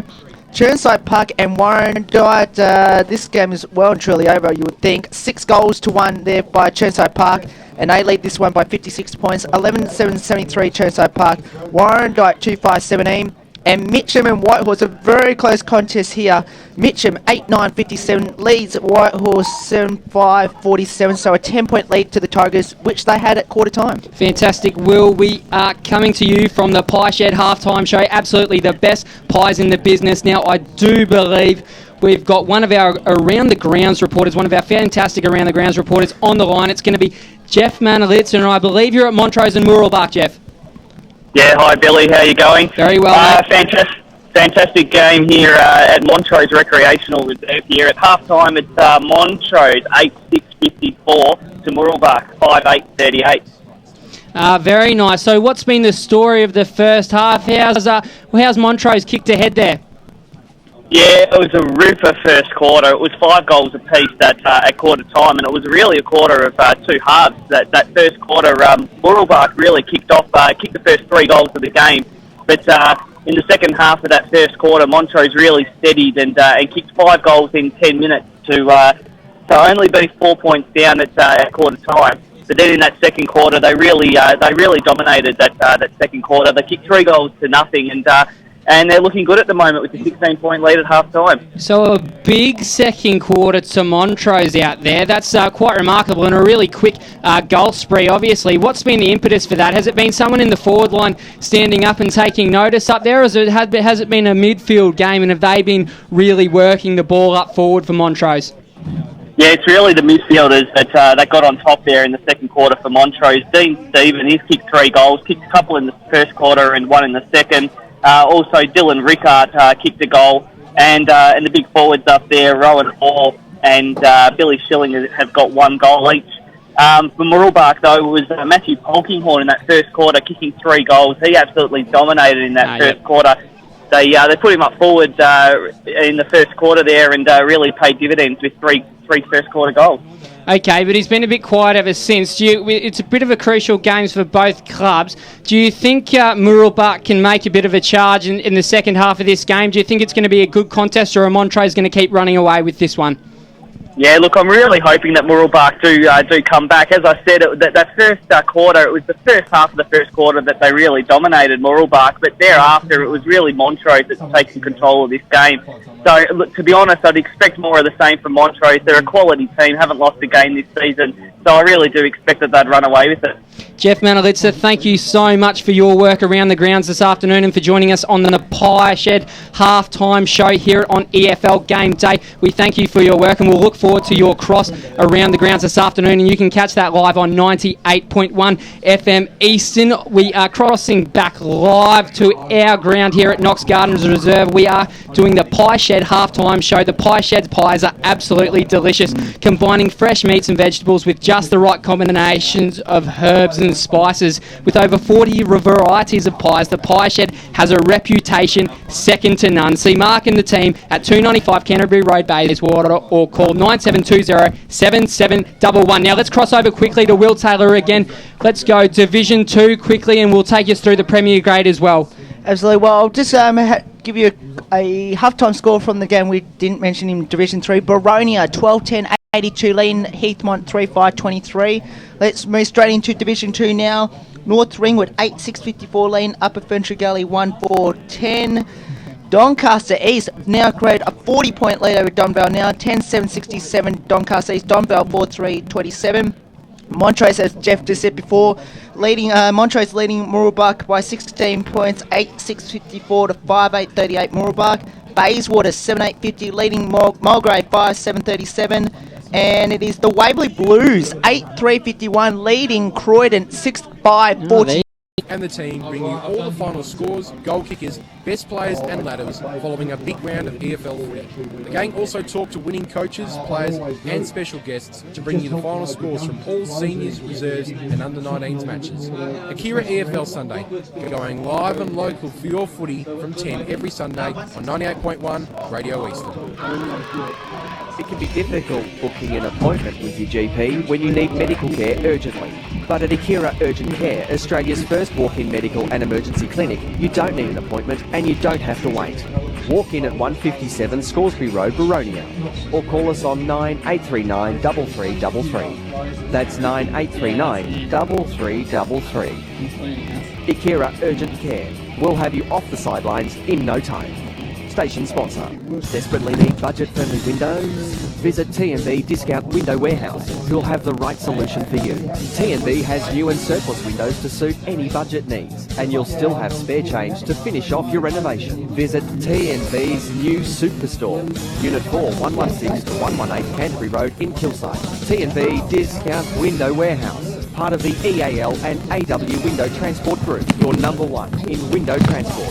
Call 1300 075 038. Program sponsor. EFL TV is back and better than ever. Head to efl.org.au every Thursday morning to check out the new episode of EFL TV. EFL TV features weekly interviews with players and special guests. And the EFL Media Team always discuss all the big issues in the Eastern Football League. And you can get involved by voting for your favourite EFL player of the week. EFL TV, live and local for your footy every Thursday morning at efl.org.au. You're listening to Davey Watson on Radio Eastern 98.1. It's a very comfortable 15.7 degrees currently outside in Melbourne's outer eastern suburbs. Great job too from the excitable Billy Vickers hosting the Pie Shed halftime show for the first time. He's doing a magnificent job as always. Speaking of doing a magnificent job, the Sydney Swans still currently hold that 9-point buffer over Port Adelaide at Amy Stadium in Adelaide. It's currently the Swans at the 23-minute mark of the third term, leading the Power 6-3-39 to 4-6-30 in what is a low-scoring encounter. The major goal scorers so far for the Swans, Adam Goods, the two-time Brownlow medalist, has booted 2 goals, and Kurt Tippett in his first game in the red and white colours has also booted 2 majors for the game. Kieran Jack also with a single major, but really the dominant players in the midfield for the Swans have been the 2 J's. Josh Kennedy accumulating 25 disposals so far, of Jared McVeigh with 22 possessions to his name. They are dominating in the centre scrimmages. Meanwhile for the Power, their only goal scorers so far, Broadbent, Mead, Wingard and Angus Monfort, each with a major. We'll head back to the team on EFL Gameday live from Knox Gardens Reserve with the second half of the big Division 1 clash between Rowville and Lilydale right after these messages. Good news, boys. It's 20% off to travel on Eastlink on weekends and public holidays with a car tag. So, with the money you'll save, you'll have enough. Enough for what, Coach? My birthday present next week. And I have my eye on some sparkly gold footy boots with some pandas on them. Get a breeze tag and use Eastlink, the quickest way to get around Melbourne's East. Arrive fresher, play better. Eastlink. It's time better spent in sparkly boots. Program sponsor. For all the latest news and information on the Eastern Football League, make sure you check out our website, www.efl.org.au.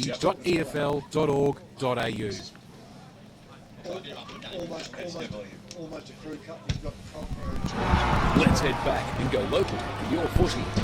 Yes, beautifully done, Damien Watson in the studio. Nice work, Billy Vickers on debut, hosting the Pie Shed halftime show. Beautiful work from him, and beautiful work from Rowville as well. 9-5-59. They lead Lilydale 2-4-16, and it certainly has been a great half of football by the Falcons, no doubt about that one. They have been the dominant team so far. Let's before we get this stuck underway, let's quickly cross to. Let's quickly cross to Will Taylor with some quick scores in Division 1. Will, just quick margins, please. Yeah, Bowen leading Knots by 7 goals. Norwood leading Blackburn by 29 points. No Part leading East Build by 45 points. Vermont lead East Ringwood by 6 goals. Of course, the radio game with 43 point up here for Rowville over Lilydale. And South Croydon are leading Scoresby by 11. Here on EFL Game Day, it's the Hawks by 44, and here's BWS. So the umpire to restart this game. Pack forms in the middle of the ground. Trying to get a handball out there was Makara. He got dispossessed. Lilydale kick it up towards the half-forward line. Roach will be the first one to meet it over the top of his head. Great tackle that time there by Davey. Rowville are going to get away with this little handball out there by Ryle. Just tried to spot up a teammate there in Bussy. Balked one. Goes backwards to go forwards. And now the Hawks will charge across the member side of the ground. The kick goes towards the Morris direction. In fact, it's Garner, come a fair way up the ground. Kicked up towards the wing position. It was a scrambly old kick, but it might sit up nicely there for Davey. He on the left boot goes up towards a half-forward line. His kick needed to hit the target. Couldn't quite do so. Was in there was Crozier. Handball over the top there. That was good play by Koenig. He might be able to get it back here. Running along the boundary line. Squeezes the kick somehow. Bouncing ball towards the top of the goal square. Morris has 2 to beat, and the 2 win out. And Lilydale, the kick goes straight down the throat of Matt Davey across the half-back line. So Rowville will get another chance to surge forward. He kicks it now into the middle of the ground. Mark's been taken there by Matty Jackson. Strong kick up towards the true full forward position. Morris at the back of the pack. He nearly pulled it down. He'll have another go at it as well. Needs to try and get the handball out in there. Support was Alston. Good handball by Nagel. Got it away for Lilydale. Hotties needs to run out there. Tackle up there by Gardner. Snap up towards the top of the goal square for Rowville. Coming out there is Morris. He might be able to trap it. Bouncing ball. In fact, it's Garner again. He'll snap around the body. Kick it up towards the top of the goal square now. 2 Hawks are there. They might be able to raffle this one. At the fall of the ball, Lilydale. Handball, quick handball out of the danger zone. Makara's the first one to trap it though. Breeze wraps him up in a tackle. It's a hot footy. Picked up there by Deere. He was dispossessed. Great smother in there by Jared Barden. And we'll have a bounce about 25 metres out from the Rowville goal. It's a hot footy. It certainly is a hot footy, and nice that the Rowville Footy Club and the Knox Footy Club have looked after us here in the media caravan with some nice food and beverages behind us. So the quick kick comes out. Garner, he traps it now on the left boot. He tried to be cute, and cute he was, and he found Deere on a lead. Jordan Deere about 45 metres out from goal, a 45-degree angle. You're giving him a few raps, this young guy, Pete. Frosty, this is his 3rd game of footy. He looks like a player of the future, this guy. He's got a bit of body size about him as well. So for a young kid coming out playing senior footy in his first year, more than holding his own at this level.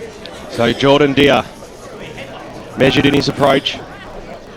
Be a great start for Rowville if he can snag this one through. Sprays it right off the side of the boot, but there's plenty of players around here. Nicely fisted away, and now the Falcons are going to charge out of defence. They are. Ryan Breeze goes up towards half. They've got the numbers here. Ball needs to sit right for Ashraf Davies. He did well. He used his teammate in support to get the 1-2. He thumps it inside 50. Roach is in position A. Oh, nicely done though by Powell. Got back to spoil the ball. Ball's still alive though. Taylor went in, won a hard footy. He had 2 Rowville opponents on his hammer, and we'll see a ball up right in front of the Lilydale goal, about 30 metres out. The tackling for Rowville today has been a real highlight. They actually wrap the player up, hold the ball in the tackle, and stop the opposition player getting 3 hands to dish it out. Ball comes to ground, and Stanley just throws it on the left boot and just clears the defensive area up towards true centre wing position, and they're off and running through the middle. Kick towards the full half-forward area. Needs to suit nicely for Morris. Was he held without it? Umpire said play on. McGuinness picks it up and he gets a hand pass over the top to Pumper. Pumper goes to Hotties now. He takes the mark, true centre wing position, broadcast side. Goes inboard, and a good mark taken here for the Falcons. So they'll reassess their options. Ashraf Davies back to Hotties. Right in front of us here in the broadcast division. He's about 15 metres out from goal, right half-forward flank. Further afield, good kick. and good mark and a good lead by Ashraf Davies. He's in a tight spot. He's tucked up in the boundary line, about 40 metres out from goal. He's also got the sun in his eyes. This would be almost a miracle goal if Ashraf can put this one through. Ashraf, oh, don't tell me Ashraf Davies! And he points to the caravan as well. What a kick from Ashraf. Is that the spark that Lilydale needed? 3 goals for 26 are the Lilydale side. 9-5-59 Rowville. We have played 4 minutes on the Bendigo Bank scoreboard. Gave you the don't argue then, Ben Waterworth. Not backing him in with that kick for goal. Said, I can go back and kick this, Ben Waterworth. Oh, you don't think it's going to be a miracle if you think it's going to be a miracle if I kick it, I'm just going to go back, put this right through the middle, and I'm going to give you the how-to afterwards. So it was a goal that they were after, wasn't it? It's the spark that they were after. Let's see if they can pile a few on the board. The umpire to restart this game once again. Garner got the knockdown. Powers at the ball. The ball picked up by Roach. Kicked it up towards the Roach direction. He had the front spot knocked away from him. Good clearing kick this time by Rowville. Creates a foot race, bouncing ball out towards the wing position. Volter will be the first one to meet it. To the boundary line, beats him, and we'll have a boundary throwing right in front of the members' stand out here at Knox Gardens Reserve. Great day to watch local football. There's a good crowd in here. They're in full voice too, especially the Rowville contingency. Knocked down there by Garner over the back of the pack. Wraps his opponent up in a tackle and will have another stoppage. So the ball's just outside the centre square here. Knox Gardens Reserve. Power will go up against Garner. Pyer to restart the game now. Power. This time got the knockdown at the fall of the ball. It'll be picked up there by Waitman. Kicks the ball up towards the half-forward line. McComb's got the front spot all over his hammer there. That down there was Crozier. The ball comes away. Crozier will have another go at it. It was good play by Bussey to create that situation. Rowville, they're going backwards to go forwards. Kinder miss. He was the missed target. Now Lilydale about 25 metres out from goal. Going in hard as well. The umpire let the ball go. And we'll have a bounce about 30 metres out from the Falcon goal line. So Rowville just a little bit clumsy there at that point in stage, Pete. They were, but great second effort from Mason Crozier. He laid the hard tackle and went back and got the second one as well, mopping up from the poor handball, not hitting Jake Kinder. So they knocked that time by Garner and knocked it straight over his head towards the boundary line. He wanted the safety of it. Michael Bussey saw it over. She goes 40 metres out from goal. It's down Lilydale's end. Roach will go up against Garner this time. Pye throws it in at the back of the pack. Garner got a good fist on it once more. Came down to Makara. He got the handball away, looking for Bussey. Couldn't quite trap it. Makara goes back in. Gets a little hip and shoulder by Ryan Breeze. And we'll have another boundary throw in. It's out to 50 metres out from the Lilydale goal line. Umpire quick to restart this game. Garner once again gained a valuable 10 or so metres. By 44 points. Doncaster East did a bit of a humiliation by 40 points. Wow. Montrose leading Mooroolbark by 16 points. Bayswater leads Mulgrave by 13. And the Waverley Blues lead Croydon by 10. Now let's quickly go to Division 3. We've got another stoppage in the middle of the ground. Doncaster leads Glen Whaley by 50 points. Baronia leads Heathmont by 59. The Basin leads Ringwood by 17. Wanturna South leading Templestowe by 38. Churnside leads Warrandyte by 56. And Mitcham leads Whitehorse by 10. Thanks very much, Will. We'll get some Division 4 scores in a tick as Allen gathers it. Got a hand pass inboard, put his teammate under a lot of pressure. Umpire Jacob Carroll calls holding the ball. The pace has gone up. Hottie's inside 50 to Roach. Now he's a left footer. He's looking into the sun, but he's a big kick. He'd almost back James Roach from this position. Got to have a shot. He's got to have a shot. He's got to step up here, James Roach. He's been playing back and forward in 2013. He comes in now on the big left foot. James Roach, a long kick towards goal, just off to the near side and through for another minus score. Lilydale 3-6-24. Rowville 9-5-59. 4 minutes gone. Bendigo Bank scoreboard. Will Taylor, some Division 4 scores, please. Hillside lead Nuttawading by 11 points. Park Orchards blowing Eastern Lions away by 29 points from an 8-goal 2 second quarter. All tied at Sylvan. It's 3-8-26 apiece. Surrey Park leads Forest Hill by 21 points. And Ventrigo leads Canterbury by 46. Big kick by Crozier, but it's come back inside the defensive 50 for Lilydale. Taking the mark there was Frawley. Got the handball away there to Giorgio. Go backwards to Frawley, who was under a lot of pressure, and he's kicked it straight out of bounds on the full. So good pressure there by Lilydale. It would not let Rowville get it out of that half back line. So the recipient of the free kick will be Volter. Plays on now. And eventually it was touched off the mark. The umpire saw it too. Knocked away there by Garner at the fall. The ball, the first player to meet it there is Allen. He got gang tackled. That was good play there by Barden. So they're Definitely not letting the ball out. Grant Campbell, thanks to Choose Tap. Inside 50s this quarter, 10-4 in favour of Lilydale. They only had 2 marks inside 50 for the entire first half. They've already had 3 this quarter. So the umpire restarts it. Quick kick that time, goes towards the boundary line. It was half smothered off the boot, and we'll have another boundary throw in. So just looks like Lilydale have got a bit more intensity about them at the moment, Frosty. They're really attacking the contested ball at the moment. Yeah, they're doing very well, maybe. You can see that they've lifted their work rate this quarter, and they're catching Rowville a little bit napping, sitting on their laurels a little bit. well, the ball, Gardner snaps it around the body, and he pushed it through to the left-hand side for a minor score. So big chance gone and missed there for Lilydale. From the stoppage on the Bendigo Bank scoreboard, they moved to 3-7-25, trailing 9-5-59. Rowville 11 minutes gone. Carl Peterson with 5 goals for Doncaster East so far out in the afternoon, doing a nice job. Doncaster East 14-9 lead Donvale 7 goals 3. And if you want to know the scores for the under 15 Division 1 interleague side, the Eastern Footy League 6-5-41 lead South Metro Juniors 4-4-28. They currently lead by 3 points. So the ball's just been lost at the moment. So Wilbur, an opportune time to go around the grounds in Division 1. In Division 1, Bowen leads Knox by 42 points. Norwood leads Blackburn by 29 points. Noble Park lead East Bell by 45 points after an 8-0 second quarter.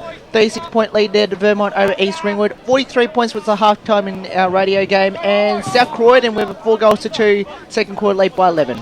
Great work, Wilbur. We'll keep you up to date with all the scores throughout the EFL and at Dandenong throughout the day as Mason Crozier brings it in finally for the Hawks. A big fly over the top from Power. Brought the ball to ground. Quick hand pass out from Hotties. And now a quick kick forward. Was that a mark? No, it wasn't. Barden's kicked towards the top of the goal square. Thumped over the boundary line and out of bounds into the behind post by Mason Crozier. So this will be tossed back in a very dangerous spot for the Rowville defence. Lilydale are coming. They've only got 1 goal in this term to show for it, though. Umpire throws it in now. Roach up against Shoalmakers. Comes to ground. Makara off to Kinder. His kick out of the hot spot towards right half back. Bounce needed to be good for Stanley. It wasn't. And they're able to force another boundary throw in here. Lilydale just outside their defensive 50. Left half forward flank. On the Bendigo Bank scoreboard, Rowville 9-5-59. Lilydale 3-7-25. 34-point lead here in the third term. Power got the tap down, looking for a teammate. Davies on hands and knees. Couldn't quite gather it cleanly. We'll see another stoppage as both teams are going in very hard. Rowville's season not quite on the line, but a win today would certainly push their finals hopes right up there. Hotties on the boundary. Couldn't quite gather cleanly. He's happy to see it over the boundary line for yet another stoppage in these last couple of minutes. Rowville looking to try and force a stoppage at every opportunity they can in this quarter. They really need to try and put some more scoreboard pressure on because Lilydale are coming and this is playing into their hands a little bit with their lifted intensity. It's an opportunity here for Allen. He came streaming through. In fact, it was Davey, and Davey gave it up. Roach just centres it in the end. Crozier brought the ball to ground. Crummers needed here for Lilydale. Pumper was there. Put his head over the footy. Won himself a free kick. So Jay Pumper will go back almost directly in front, about 20 metres out in the cover. And this will be for Lilydale's second of the term. Yeah, good play then from Pumper. Forced the free kick there, attacked the ball, low centre of gravity, head over the ball there. Just caught high then by Mason Crozier and gave away the free kick.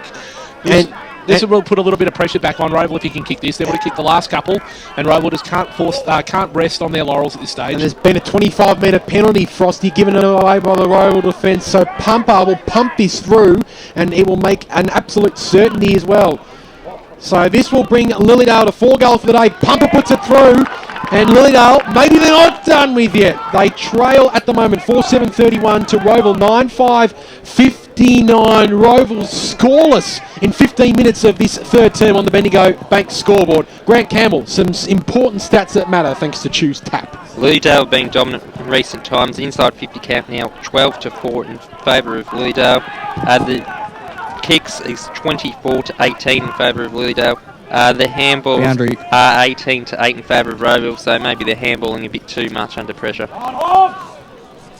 So the umpire bringing the ball back into the middle. Cross down boundary side very shortly. 15 minutes gone here in the third term. 9-5 plays 4-7 as the umpire starts it once again. He'll quickly restart that. Let's cross down boundary side to Riley Beveridge, thanks to Akira Urgent Care. Yeah, that 25-metre penalty, there's a bit of push and shove afterwards, and no surprise who was at the bottom of the pack was Ash Davies again of Lilydale. Well, Power came flying over the top, overrunning at that time. Well, Gibbons was in there. He got tackled by Hotties, and we'll have a bounce. In the cricket pitch, middle of Knox Gardens Reserve. It's a picturesque day of local football at its best. By starts it. Willoughby was the third man up, got the knockdown. It was quickly kicked away there by Barton along the wing position. Picked up there by McGuinness. He was gang tackled. The umpire said play on. Taylor put his head over the ball, nearly copped one high, nearly copped one in the back. And the umpire will come in and bounce it about 55 metres out from the Lilydale goal line. So, starts it again. Power over the back, straight into the arms there of Pumper. He couldn't quite get the handball out. Taylor's in there as well as Makara. The umpire letting the ball go. Good umpiring, but eventually has to come in and change it up, and we'll have a bounce about 60 metres out from Lilydale's goals. Halfway through the third term, they need a couple more to stay in this match. The umpire throws it up. Going in, Makara down on hands and knees, tried to pick the ball up. Right on his hammer was Barton. And once again, another stoppage. Been plenty of those today, Grant Campbell. Certainly has. Clearances this quarter, 9-6 in favour of Lilydale. Tackles this quarter, 11-10 in favour of Rowville. Well, Showermakers used Power as a step ladder and then eventually got the knockout down. Rowville, they might be able to clear themselves out of the danger zone here. Nicely handballed. They're linking up along the outer side of the ground, but then picked up by Hotties. He scrambled to kick into the middle of the ground, and now Lilydale have a chance to surge forward. The kick goes inside forward 50. It was intended that time for Davies. It was knocked away from him. He goes after it again. He got crushed in the back by Giorgio. Which way's the umpire going to pay this? He's going to say, give it to me, boys. We'll call that one even. So, very unhappy man there was McComb. But he'll go up again in the ruck. He'll be careful not to keep mouthing off. The umpire will give away a free kick. Over the back there, Showermaker's got the knockdown. 40 metres out from Lilydale's goals. It comes into the arms of Hotties.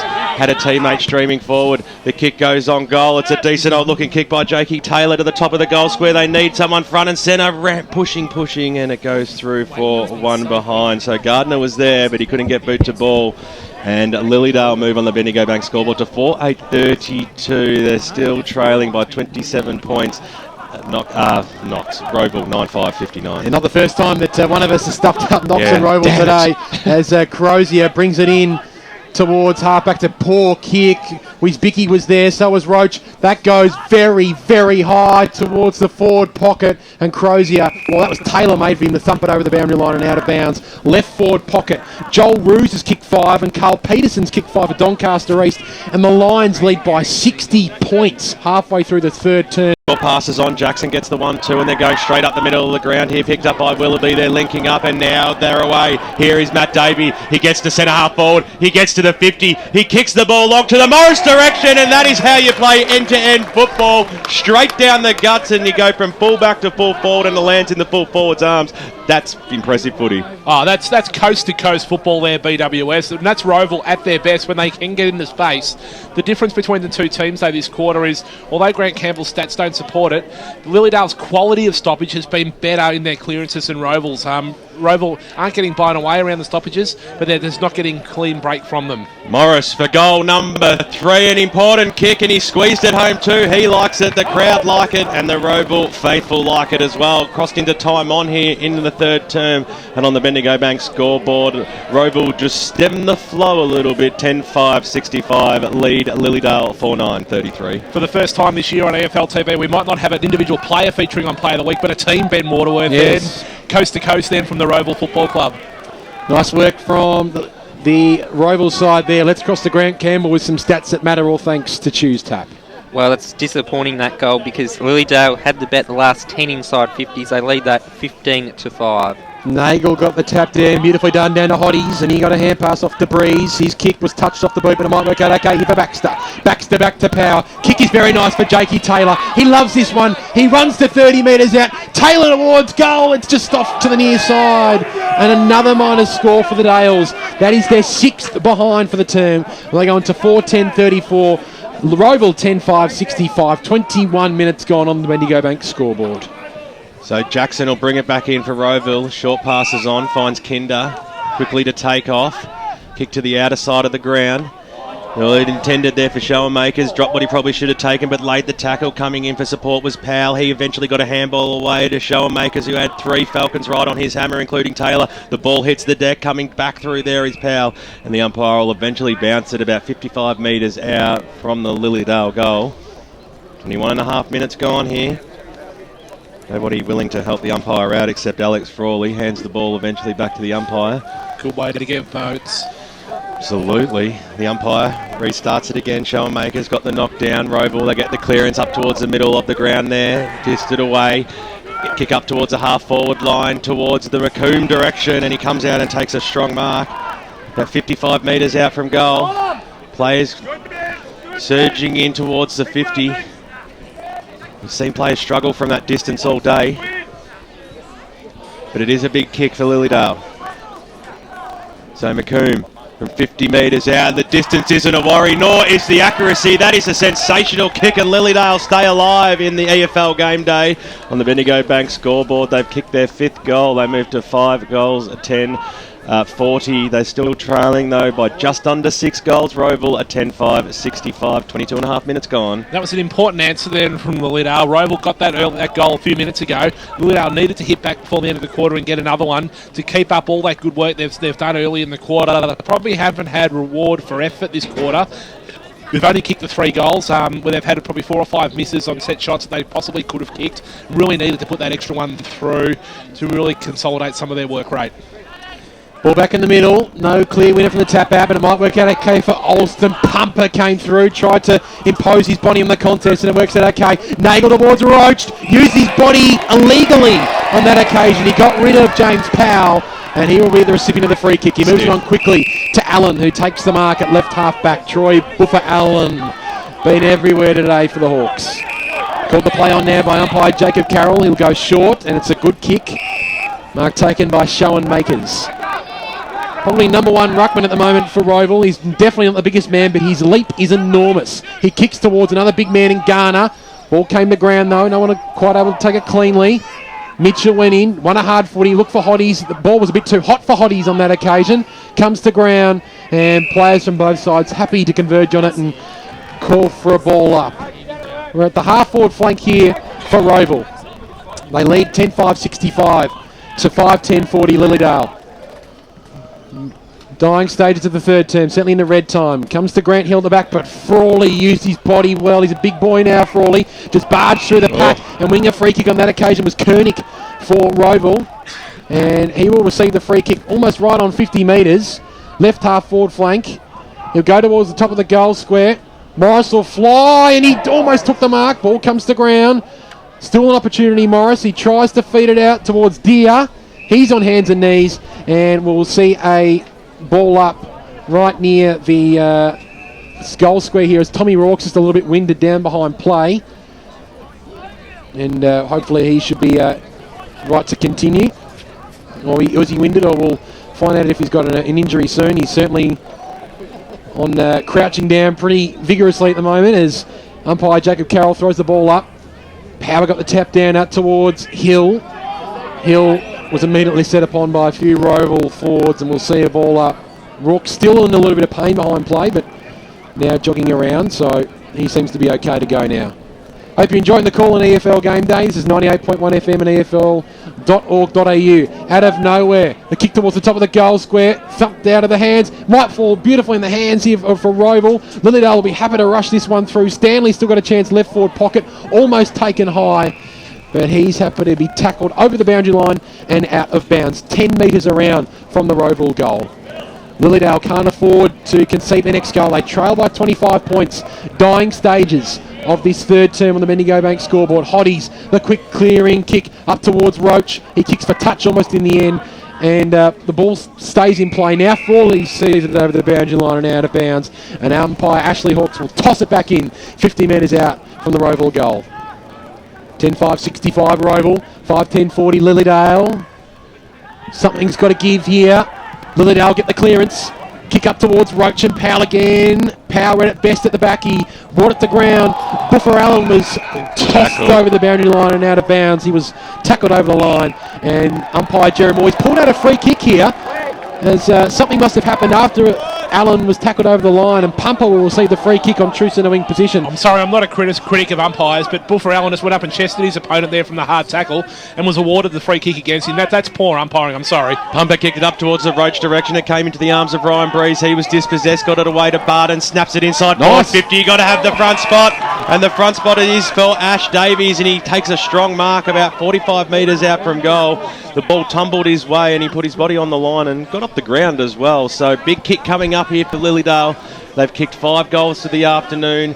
The margin currently stands at 25 points. Can give a really big yelp if he can put this one through, get it back to within 3 goals, and there's another quarter to go. Ash Davies, he loves his position. He got a lot of purchase on the ball, but it floated and floated all the way through for one behind, and just in the end too. On the Bendigo Bank scoreboard, 5-11-41. It's 4 goals the difference here. Lilydale trailing Rowville 10-5, 65. 21 minutes gone. It's been a big reason, Ash Davies, while the Dales are back in this game, Frosty. Oh, he's been super this quarter and did really well to protect the drop of the ball in that marking contest. Gave Steve Giorgio no hope of intercepting that. Did really, really well. Unfortunately, just wasn't able to go back and capitalise to kick the goal. Well, unfortunately for Mason Crozier, his kick was thumped over the boundary line and out of bounds, so Lilydale still with a chance here. They're 50 metres out from goal. Roach went up uncontested in the ruck, brought the ball to ground. Waitman's in and under there. He applies the tackle, and we'll see a ball up as Billy Gardner emerges from the bottom of that pack. Umpire Jacob Carroll the ball this one up. Lilydale need the next one. A goal here just before 3/4 time would have been handy, but there goes the quietest siren in the Eastern Football League. And Rowville 10-5, 65.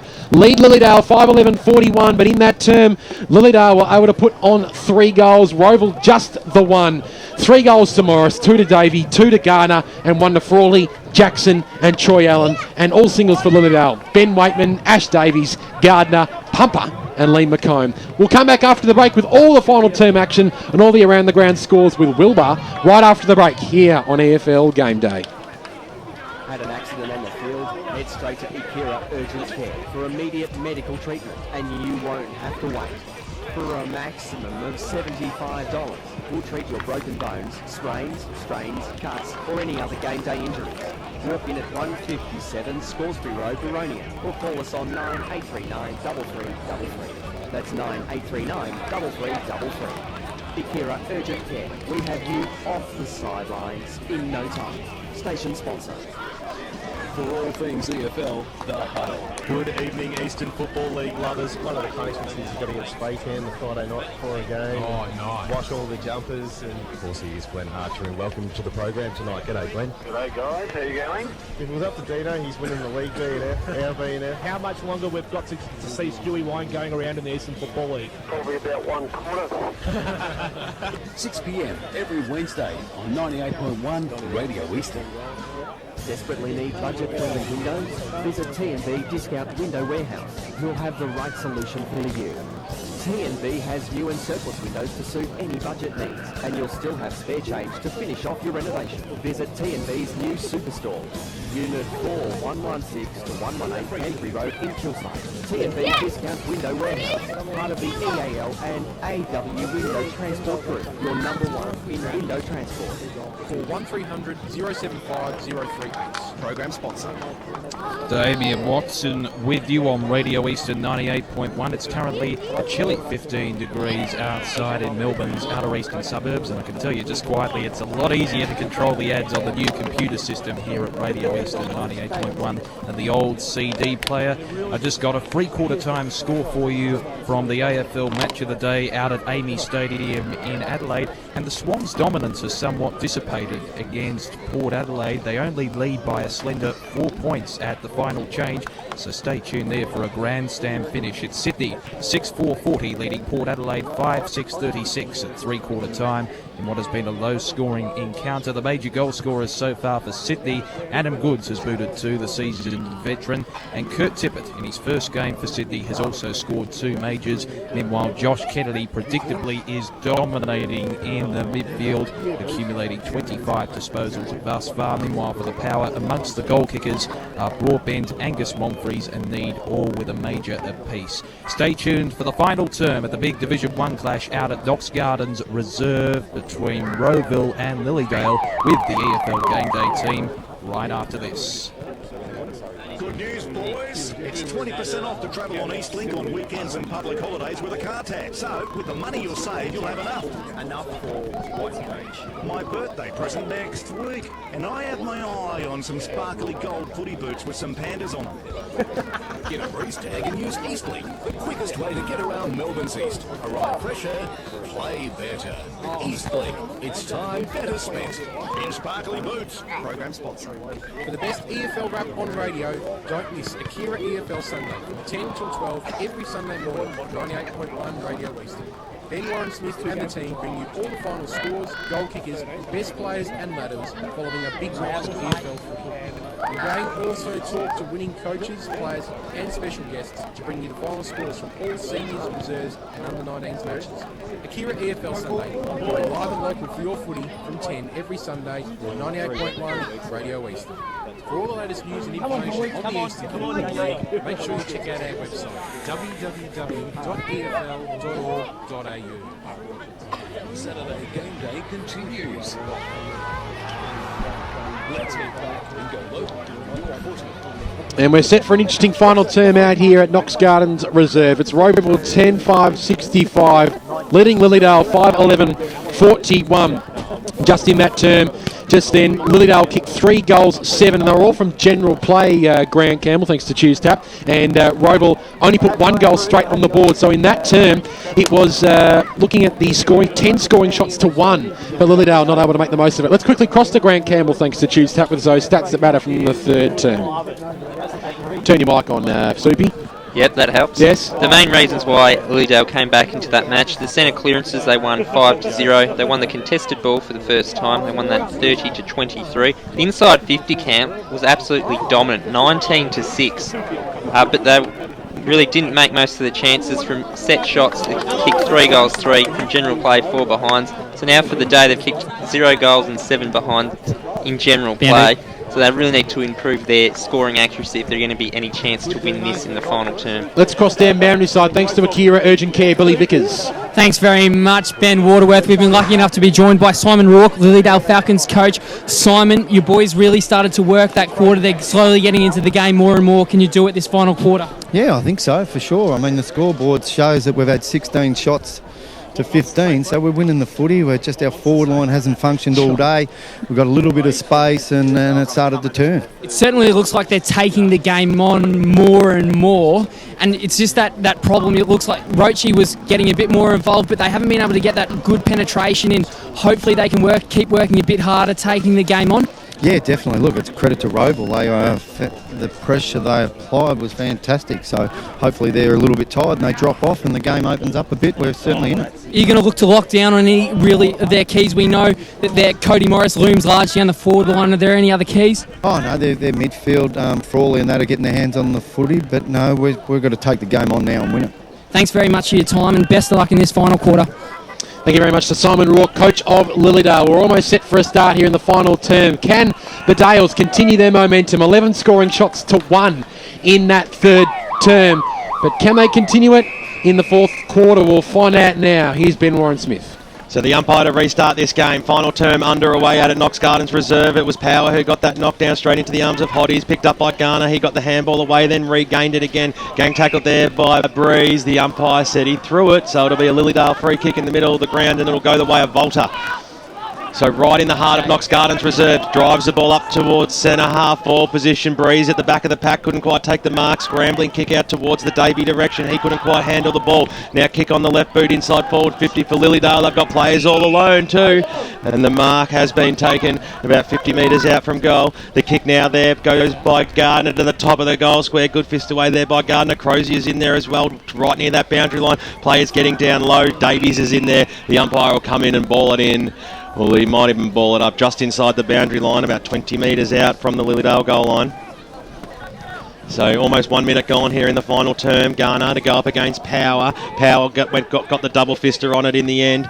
Didn't go to a teammate that had clear disposal and will have a ball up. Let's cross down boundary side thanks to Akira Urgent Care to Riley Beveridge. Yeah, I was in Rowville's huddle at 3/4 time. Paul Minot was furious at him. He said they were going into their shell in that third quarter. He wanted them to take this game on the last quarter and win convincingly rather than just hold on. Well, they nearly had another shot at goal here, Lilydale, but it's still about 25 metres out from their goal line, or probably a little bit further out now. The ball's drifted, and we'll have a bounce. Who wins, Frosty? I think Rowville, they're 4 goals up. It's hard to back against them at this stage. So the umpire threw it up, came down into the arms of Breezy, broke one tackle. Also in there for was Alston for Rowville, trying to barge his way through the pack was Lilydale's very own Gardner, and we'll have a bounce about 30 metres out from their goal line. They're peppering. There's a lot of players around in this ball. Only Cody Morris and his teammate, well, he's not his teammate, his opponent in Carswell, stand forward of the centre out here at Knox Gardens. Power had the front spot, picked up that time around the body by Waitman. He squeezed the ball, but he didn't squeeze it back enough. Floated through for one behind in the end. First score of the final term, it goes to Lilydale, and they move on the Bendigo Bank scoreboard to 5 goals, 12-42, 23 points in arrears of Lilydale, 10-5, 65. Ben Waitman been a little quiet today, Frosty. Expected a little bit more. Yeah, Sean Olsen's done a pretty good job on him. Been on his hammer every time he's got near the ball this afternoon. Well, ball comes to ground here for Shellmakers. He tried to find a teammate, and it might work out okay for Willoughby. Got a hand pass off. Ryle tries to barge his way through. Daniel Breeze says, "You're not barging through my wall." And we'll see a ball up. Truce in a half-forward position. Umpire Jacob Carroll wasting no time getting the ball back up in the play. Power brings it to ground, and he couldn't find a teammate. As Frawley at the bottom of the pack once again, Frosty. He gives the ball back to Jacob Carroll for a third ball up here. Lilydale need the next one if they, want to try and get this game out. Hotties like a cork in the ocean over his head. Goes up towards the half-forward area. Gardner brings the ball to ground looking for Taylor. It was probably one too many handballs in the end. Davey intercepted it. Tries to clear it from the danger zone. Over the head of Power and of Garner on that occasion. Hotties lays the tackle. Almost holding the ball. Surely holding the ball. Jacob Carroll says play on. And now he crosses himself and said we'll have another ball up. Putting the whistle away is young Jacob. And another ball up. Truce in the half-forward position. Just interesting to get a free kick count for Tuesday's tap match. That's Grant Campbell. A lot in the first quarter, but seems to have slid the whistle lately. Yes, they certainly have done so. There was 12 free kicks in the first quarter, only 5 in the second and third, only 1 in the last. So 23 in total for the day. We'll hear from Will Taylor very shortly once we've got all the scores up and going, working feverishly around the grounds today is young Wilbur. As the ball is paddled towards the boundary line, Waitman and Co are able to force the ball over the boundary line and out of bounds. A little bit of how-do-you-do just on the outer side. The umpires put out a free kick as well, and it's going to go the way of Rowville. Boundary. Wasn't necessary that. Burns came in, gave a little bit of a shove, knocked a player off his feet there in Mar. Or it is going to Lilydale. Yeah, it's a Lilydale free kick. So Mar will take the free kick, left half forward flank. He'll centre the ball now towards the middle of the ground. This needs to be good. It's dangerous. Rowville might cause the turnover, I should say. Comes to ground now. Gee, that Lilydale will be kicking themselves. They couldn't make the most of that one. Let's cross down to Riley, thanks to Akira Urgent Care. Yeah, Big Mitch Garner's just come off the field with a bit of split webbing in his finger. Youch. So we'll see a ball up. Umpire Jared Moore. Always has a smile on his face, young Jared. The Silver Fox. He'll ball it up now. Power to go up in the ruck against Schoenmakers. Rowville through Power, look to get it out through Alston. Hotties, nicely done, Marcus Hotties. Put his head over the footy and surely won himself a high free kick. He just wanted that footy more than anyone else. He plays on quickly, Marcus Hotties. Oh, he was going in towards an open goal. That moment was made for young Marcus. He couldn't quite make the most of it though. He chips it short, makes an even better decision, and he finds Power directly in front of goal, almost 45 to 50 metres out. The big Power was on there, Ben Waterworth. He certainly was. He's almost too far out to score, Big Ben Power, but he goes back, Big Ben, towards the top of the goal square, in front Macomb, couldn't quite take it. Willoughby arrives at the right time. Davey couldn't quite take it cleanly. Pumpers in there at hands and knees. This is on the left forward pocket here for the Dales. They can't able to get it out cleanly, but they've given away a free kick for a high tackle. It will go the way of the Hawks. They'll finally get a reprieve and some clean footy. And on the Bendigo Bank scoreboard, 6 minutes gone, 10-5-65 Rowville. Lilydale, 5-12-42. Well, Davey played on, put Frawley under a lot of pressure, then he gave it back to Davey, kicked it up towards the McEwen direction on the wing position. Pack forms over the back she goes. Lilydale will have the numbers here. Twisting inside and out. It's got to be holding the ball, you would expect. The umpire said no. The crowd really getting into that. Willoughby not happy. He was pretty happy with his efforts on in his tackle on Volta. The umpire said not so. So start the ball right in front of the members. Stand here. The quick kick there by McEwen goes up towards the half-forward line. McInnes had the front spot, nearly wrapped it in with the one hand. Ball hits the deck. Who's going to be the first to meet it? Carswell picks it up. He put himself under a lot of pressure because he took them on. The umpire said it was fair, and he'll bounce it about 50 metres out directly in front. Big moment here for Rowville. They can basically shut the gate. 7 minutes gone here in the final term. They've got a very handy lead of just over 6 goals. Pyer throws it up now. Showermakers goes up against Power. Comes to the fall of the ball. Picked up there by Showermakers. He went after it again, and we'll have another bounce. Let's cross down boundary side. Thanks to Akira Urgent Care to Billy Vickers. Yeah, boys, just after that hit, Daniel Volta, he's in a very sorry way at the moment in the arms of the trainers. Still hasn't moved from the sidelines. He's not looking good.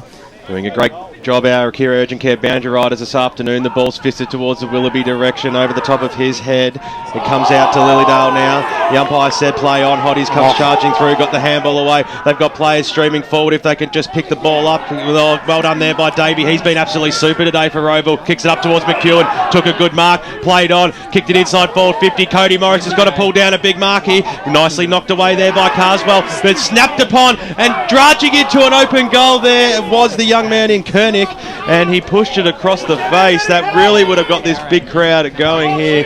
And through for one behind on the Bendigo Bank scoreboard. Rowville moved to 10 goals, 666. Lilydale, 5-12, 42. Big moment there as Carswell got the fist on Cody Morris. He did well, but trying to make the most of his opportunity on that occasion was Kernick. He didn't. The kick out from Lilydale. Must have worked okay for Pumper. And a tackle will be laid here by Lucas Gibbons, I think that is, who's made his way onto the ground. Haven't seen a lot of him today, young Lucas from Scoresby. And umpire Jacob Carroll will ball it up. In the shadows of Knox Gardens Reserve, Shellmakers went up. Beautiful tap though, works okay for the Hawks. Kicks towards Morris and Carswell. Take two. Morris couldn't quite take it on that occasion. Fisted away from him. Allen picks it up. Tries to free up a man. He did. Beautiful handball. Roddy McEwen into Kernick. Round the body Kernick. Oh, he handballed straight to Baxter. And Baxter rushed it through for a minor score. A comedy of errors at Knox Gardens Reserve. And on the Bendigo Bank scoreboard, Rowville 10-7, 67, 5-12, 42. The Lilydale side. Ball goes over the boundary line and out of bounds. Will Taylor, some Division 1 scores around the grounds. Yeah, Bourne leads Knox by 70 points. Norwood leads Blackburn by 60 points. Noble Park leads East Bell by 50 points. East Rewa starting to climb their way back in the game against Vermont. Vermont still leads by 20 points. Rowville, of course, three-quarter time led by 24 points. And South Croydon leads scores by 21. Great stuff, Wilbur. The kick goes forward for Rowville and through for one behind. So Bendigo Bank scoreboard reads 10-8, 68 to 5-12, 42. Carswell has the ball. The back line now for Lilydale. You reckon who? Asking players to move to the outer side of the ground. Plays it to himself. Even has a bounce. Lopes up now as a bit of a shank of a kick out towards that half-back bank line, and mark's been taken out there by Garner, I think it is. In fact, it's Ryle on the left boot, kicks it inside forward 50. McGuinness put one hand up over the back of the pack. Mark's been taken there by Carswell. On the left boot, kicks it out towards the half-back line. They've got players and they've got time. The kick on the left boot there by Nagel goes up towards the wing position. The kick had to be neat, and it was. Waitman came out in front and took it. Just waiting for players to make position. Kicks it into the middle of the ground, looking for Hotties, who's been nearly near on best on ground today. Borks one, Borks two. He's got class, he's got poise, and he's still got a little bit of time too. And the kick goes up towards the half-forward line, and a decent mark has been taken out there by the big man in Lee McComb. So he's a little bit far out from goal where he'd normally like to be, and it was a shocking kick too because he kicked it straight down the throat of the big Mac, and he'll have to kick the ball. And Allen kicks it short to Showermakers, takes it. Across the half-back line. Slowing things down a little bit.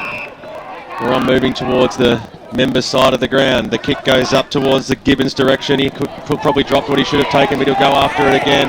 Umpire comes in. The Rowville fans wanted a high tackle, and we'll have a bounce. True centre wing position. Pretty phenomenal score in Division 2. Late in the last quarter, the Waverley Blues lead Croydon by 37 points. Game over. Unbelievable. Fantastic effort by the Waverley Blues. It's a major upset in Division 2. The umpire restarts this game. Garner got the knockdown straight into the arms of Taylor. That was touched off the boot, and the kick goes up towards the centre half forward position. Roach, he nearly gave his player a little shove in the back. Giorgio got a handball away. Stolen there by Nagel. He had the run and the support of a teammate. Barton goes inside forward 50, top of the goal square, 2-on-2 situation. For the ball there is Powell. Charging through on the left boot is Wiz. Becky, can he pull it back? No. On the left boot, one behind. So, well, that really would have got the side up and about, you would have thought. On the Bendigo Bank scoreboard as we cross the 11.5 minute mark of the final term, Lilydale 5-13-43, still trailing Rowville 10-8-68. Wilbur, some Division 2 scores, please. North Ringwood lead Upper Fentress by 52 points. Doncaster East leading Donvale by 58 points now. Mulgrave leads Bayswater by 5 points. Of course, the Wavy Blues at three-quarter time led by 11 points. Montrose led Moorbuck by 11, but Jeff Menelitz has just texted in and scores are now level at Montrose. Oh, very, very nice. Out there, Jeffrey. So, I think Bussy tried to claim the mark there on the outer side, Frosty, but the umpire, Jerry Moore, couldn't split the two, so he just decided to ball up. Is that how it went? I think that you're right on the money then, Ben. Then I'll position the game. Yeah, I mean, that was just uncalled for. He didn't need to dump him after he kicked the ball. Just gave Cody Morris a set shot on goal from 45 metres out. He's paid to kick goals for the Rowville Football Club, and he's gone back and made no mistake about it. Will Taylor, some scores around the grounds in Division 3. Yeah, Doncaster's 76-point lead over Glen Waverley. Glen Waverley had not kicked a goal in 2 quarters. Their Baronia 78-point leaders over Heathmont. The Basin 18-point leaders over Ringwood. One Turnsouth 81-point leaders over Templestowe. Templestowe did not kick a goal in the 3rd quarter. Turnside Park leading Warrandyte by 68 points, and Mitcham pulled away over the White Horse Pioneers. They're 42 points ahead. Keep going with Division 4, Wilbur. Kilsyth leading Nunawading now by 5 points. Park Orchards pulling away from the Eastern Lions by 44 points. South Belgrave are leading them by 47 points. And Fentress lead Canterbury by 68. Well, the ball's in the arms of Frawley, and he kicks it inside forward 50 to Morris, who comes out and takes a mark. So Cody, who just had the last shot on goal, he's already booted 4 for the afternoon. This will be the icing on the cake, Pete. This will be the first nail in the coffin of Lilydale this afternoon, but that was just class to Frawley. Hemmed in on the boundary line, swung around on his non-preferred left foot, but still able to find Cody Morris. That was just superb play from a player that's really found his niche in Division 1 this year, in Alex Frawley. He'll kick from 40, distance won't be a problem. It's a floating kick off the boot, but it comes back magnificently over the goal umpire's head. Morris has 5, and Rowville are really running away with this one. Peter Baird said something was going to happen over the last few minutes, and it certainly did. The Hawks are running hot out here at Knox Gardens Reserve. 12-8-80, plays 5-13-43. Well, the game opened with 2 goals from Cody Morris. That's probably the end of the game now. 2 goals from Cody Morris closes the door on Lilydale. Grant Campbell, some stats that matter thanks to Choose Tap. Well, not a good day for a Lilydale player. Got claustrophobia because Rowville have given them no space. Tackle count this quarter is 13-5. Rowville up to 61 effective tackles for the game. Great work, Grant Campbell, the number 1 stats man in the business, back for Yarra Valley Waterby Smart Choose Tackles. We'll see a secondary ball up in the middle of Knox Gardens Reserve. And it is Rowville now by 37 points. Hope you're enjoying the call on EFL Gameday. Make sure you stay tuned after this game for all the around the ground scores in the BGC Bayswater Post Match show with Dame O, Paulson Mercedes, and our man Dan Campbell back in the studio today. He's back. And they'll have all the around the ground scores and some around the ground reports from Mitch Wood at Warrandyte and Chirnside Park. Chirnside Park blowing the Bloods away in that one. And they'll also have one from Jeff Manolitza with that game all tied up. That seems like a beauty. Here's a beauty though. Matt Jackson got it off to Powell. The kick up towards the Truce and half-forward position. Taked on here by Robbie McEwen. And Jackson falls in the footy, and we'll see a ball up Truce and a half-forward position. If you're interested, the under-15 Division 1 side locked in a tight game against South Metro Juniors. They they lead by 6 points. 52. Come on, boys. Andy Paolachi and Gav Casey are out of that game as McEwen goes towards the top of the goal square. And guess who? As if on cue, Cody Morris marks top of the goal square. This for goal number 6. That was just a show of strength. Stand his ground in the marking contest, hold his opponent back, and mark on his chest. And that was just great play then from the Rowville spearhead. Cody Morris with 5 for the day to take his total to 40 for 13. This for 41 and 6. Morris makes no mistake. It was he was pushed off. Lilydale, they're able to get the clearance here. The driving kick goes out towards the Gardner direction. He got a little shove away. Nicely done. Koenig squeezed to kick up towards centre half forward. A free kick's been paid for in the back, and they've gone on with it a little bit as well. Whiteman was the one who gave away that free kick. And a few players just letting each other know how they feel about that one. A lot of players. Pretty courageous from Buffer Allen in the end. Frosty, what do you reckon this win will do for Rowville? Because Dave Hallett said they were struggling for crowd numbers over the past couple of weeks. What do you reckon this win will do for Rowville? Oh, it's a real incentive boost for the whole club and a real morale boost as well, because, I mean, they're really challenging now for a spot in that top 5 to beat the team that currently sits in there and to narrow that gap back to one game. When they're right on the hammer of Lilydale now, Lilydale have to be very, very cautious about not doing anything silly. Need to bring their A game week in, week out, because Rowville are right behind them and challenging for their spot. So Allen comes in now. He's kicked one goal for the afternoon. He starts a very long run-up. It comes in, hop, skip and a jump. Surging kick on goal. We pushed it to the right-hand side. The distance wasn't a worry. It was just the accuracy. 15 minutes have gone here in the final term on the Bendigo Bank scoreboard. Rowville are 13 goals, 887. Lilydale 5, 13, 43. Troy Allen would certainly be up there for the Ferntree Gully Holden Player of the Day today. Been one of a number of four-quarter performers for the Hawks today.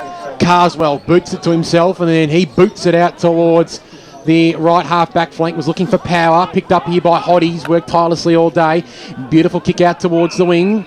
Mark taken here by Baxter, plays on quickly, looking for Davies up there at the half-forward flank, has Kinder for company. Davies did well, held his feet, but the hand pass was a little inaccurate. Came back to Powell, and now Willoughby's kick up towards true centre wing position, I should say, over the head of Davey. Hills at the back, Davey almost got into his back on that occasion. Umpire calls play on. Lilydale have the numbers at the fall of the ball here. Nagel wraps up his opponent, and umpire Jaron Moore calls to the ball now. And we'll see a ball up right in front of the Bendigo Bank scoreboard, which reads Rowville 13-9-87, leading Lilydale 5-13-43. 21 minutes gone here in the final term.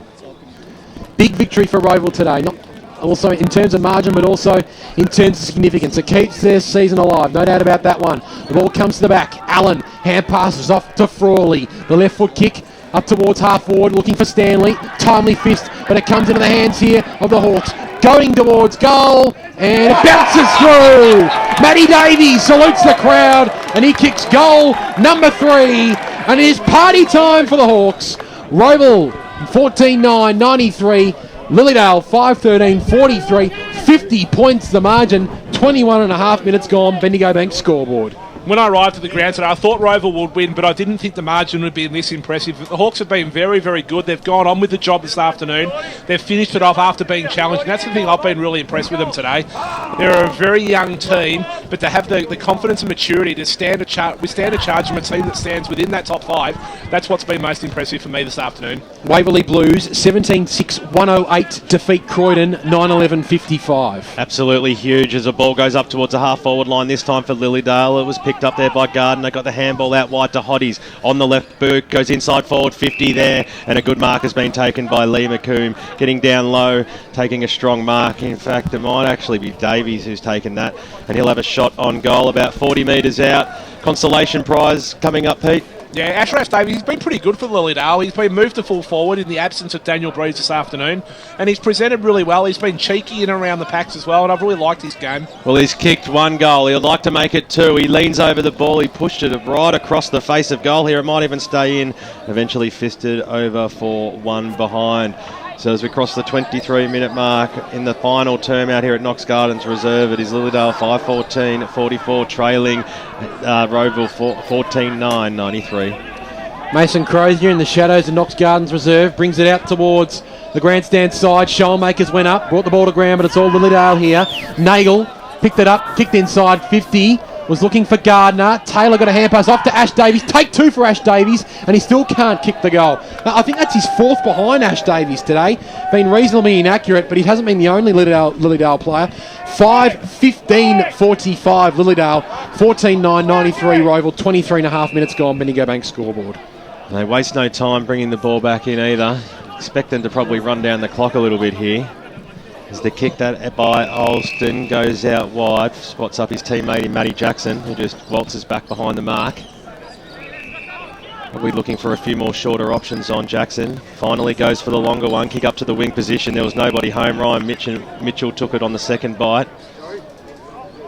So sits just beneath the Bendigo Bank scoreboard. He won't want to turn around because his side is not looking too crash hot on it. A big fly over the back there by Waitman. Couldn't quite pull it down at the fall of the ball. There is Alston. He's been gang tackled. The umpire will come in and bounce it. Grant Campbell, thanks to Choose Tap. Yeah, Lilydale wasteful from general play. They've kicked 0 goals, 10 from that. Showenmakers basically went up unattended, palmed the ball down. Hotties came charging through. He was wrapped up in a tackle and will have another bounce. Pretty sure Luke Barker's kicked 11 goals for Baldwin today, and they've defeated Knox by 101 points over Knox. Is that the biggest haul of goals for the year? As a party, kicked 11 a couple of weeks ago. Did too. So the ball now for Lilydale. Kick was smothered. Still along that wing position. Rowville through Frawley. He got dispossessed, picked it back up, got the handball to Jackson, and now the Hawks are linking well. Streaming along the wing position up towards the half-forward line. Cody Morris is the direction. He had the back spot there. Well done by Carswell. Paddled it to his own advantage. He'll eventually receive the ball. Kick into the middle now for Lilydale. It's a one-on-one situation, and Rowville went out. Wouldn't you know it? The mark has been taken in there. I think it's Maxi Makara who's taken that. I think it's Gav Willoughby. Gav Willoughby it is. I'll go with you, Pete. You know these players a little too well. Willoughby goes out wide. They're going to find Showenmakers up across the half-forward line all by himself. He's got a bit of turn of speed, does Showenmakers. Takes off now. Kick goes inside forward 50 towards the Morris direction. Also there was Deer. It went straight off his chest. In the ending comes Davies. Somehow got a little kick out. Makara's in there too. He was gang tackled. The umpire will come in and bounce it.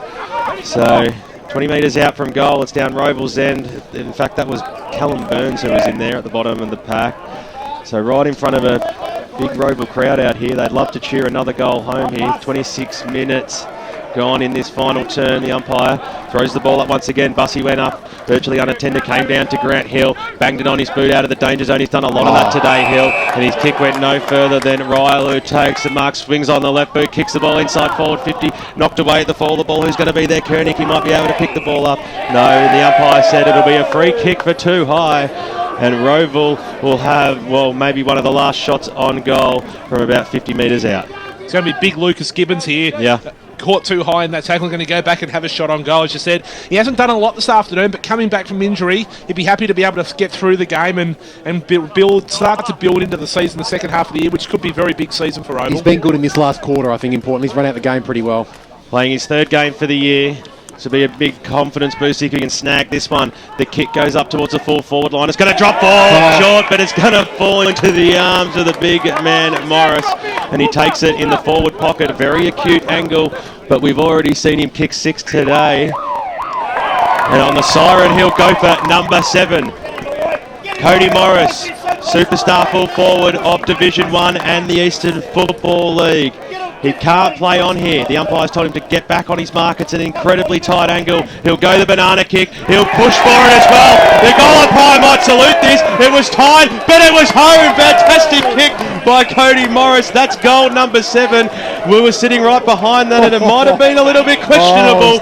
But on a day where Rowville ran away with it, it was a fantastic finish for them, and they cheered at home. The crowd nearly rode that goal home, Ben Waterworth, and Cody salutes with his 7th.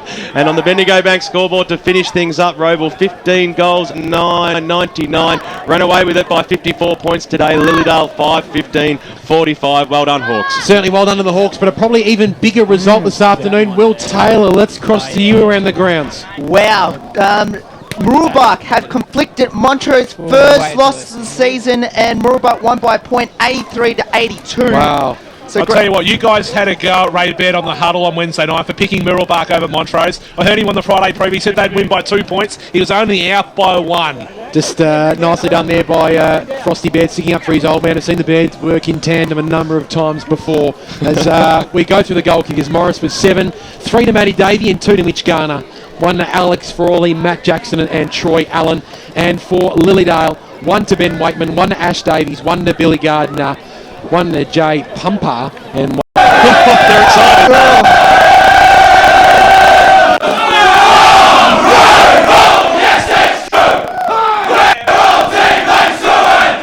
Hey. We go to show who's the best of the camp. We go to show that every game is in the bag of when we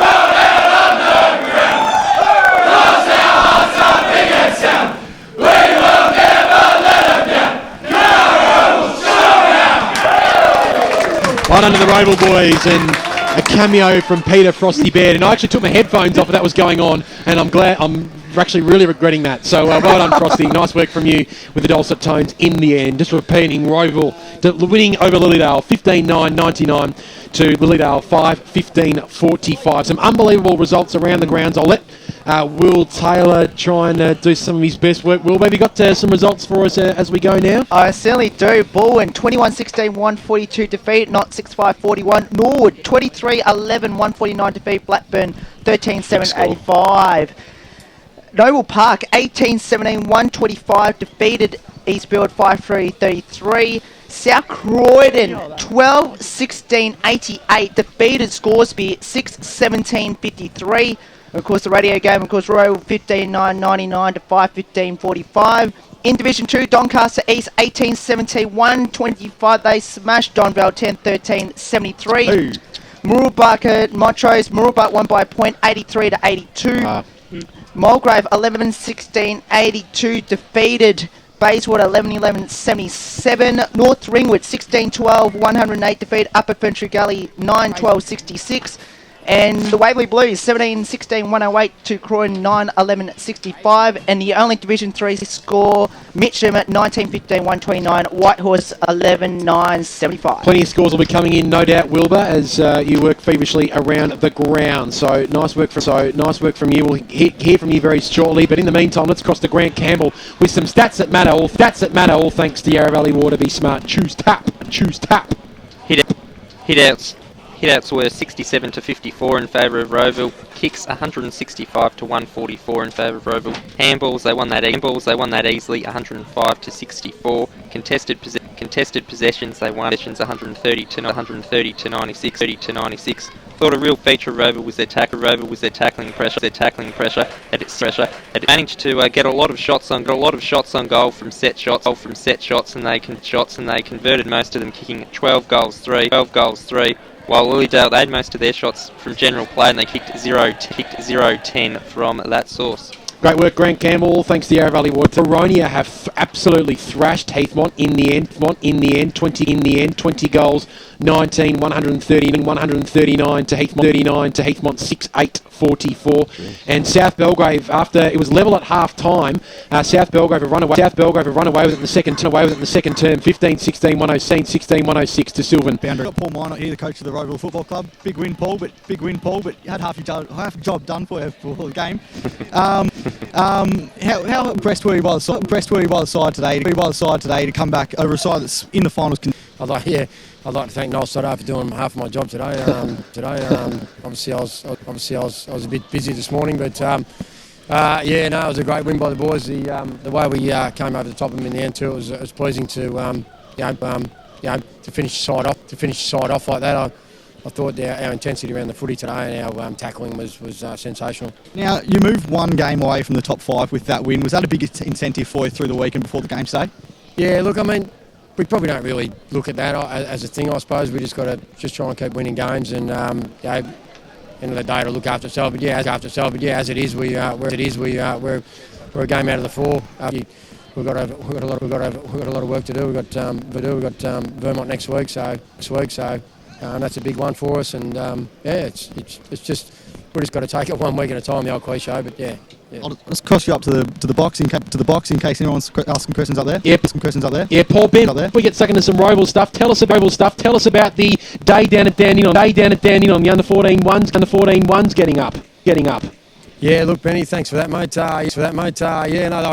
Ably assisted. Yeah, ably assisted, but they were fantastic. There's some really talented boys in that side, and I think that's the first time the Eastern Footy League's won it in 10 years, the under 14 A's. So, pretty proud of every player that contributed today. So, it was good to be involved in, and I'm obviously because my son was involved.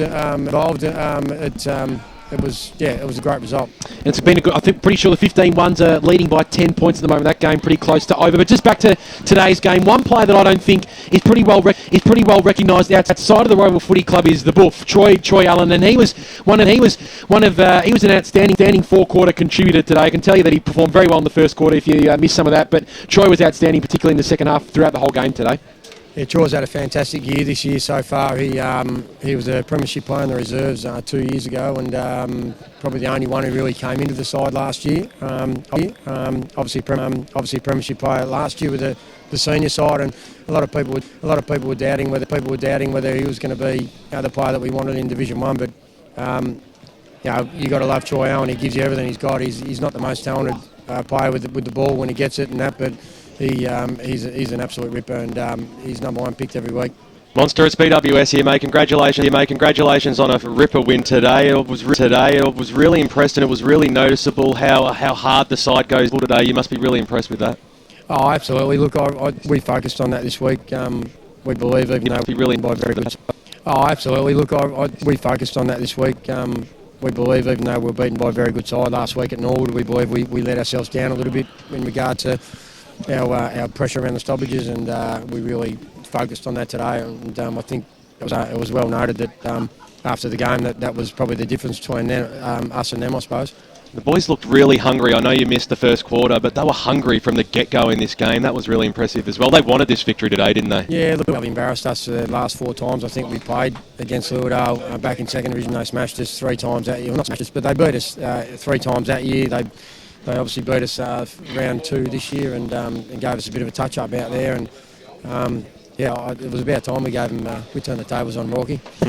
Monster, it's Peter Ban here, mate. You talked about, we've spoken about, and you've spoken about the tackling pressure today. You laid over 70 effective tackles, and you really strangled Lilydale for space this afternoon. And you've spoken about the tackling pressure today. You laid over 70 effective tackles, and you really strangled Lilydale for space this afternoon.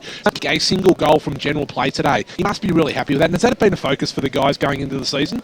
Yeah, look, absolutely, and we've got some really hard nuts around the footy. I mean, Max McCarr and Alex Frawley, those types of players, Jakey Wright, they're just unbelievable players around stoppages. And but then you add a guy like Lucas Gibbons, who's probably done, but he's come into the side and just give us, Frawley goes out, Gibbons goes in, McCarr goes out, Ryle goes in. We've got some hard nuts in around the footy, and obviously our strength is keeping the ball in close. But and we have got some pace on the outside. I think a couple more blokes with a bit more class, but we go with what we got, and that's our strengths, I think. The other player I want to talk to you about is a young kid that came into the side a few years back. You brought him in. That's our strengths, I think. The other player I want to talk to you about is a young kid that came into the side a few years back. You brought him in, hadn't played a lot of footy, but he's really developed and matured into a really good ruckman now, and that's Nick Schoenmakers. Fantastic leap on him. He doesn't have that big body size a lot of first division ruckmen you'll find, but he just gives you great coverage around the ground. He's able to link up and be really used as a versatile middle times. Shuey's a super competitor. That's him to a T. He's just competitive. He's anything he does, you put him out there and he'll have a red hot crack. Yeah, once again, he's a lot in the Troy Allen mould. He's not the most talented boy when we've got the footy, but he's just a true competitor, and that's all we want. We just want blokes who compete, and it's a 50-50 ball game when you got a side that really wants to compete.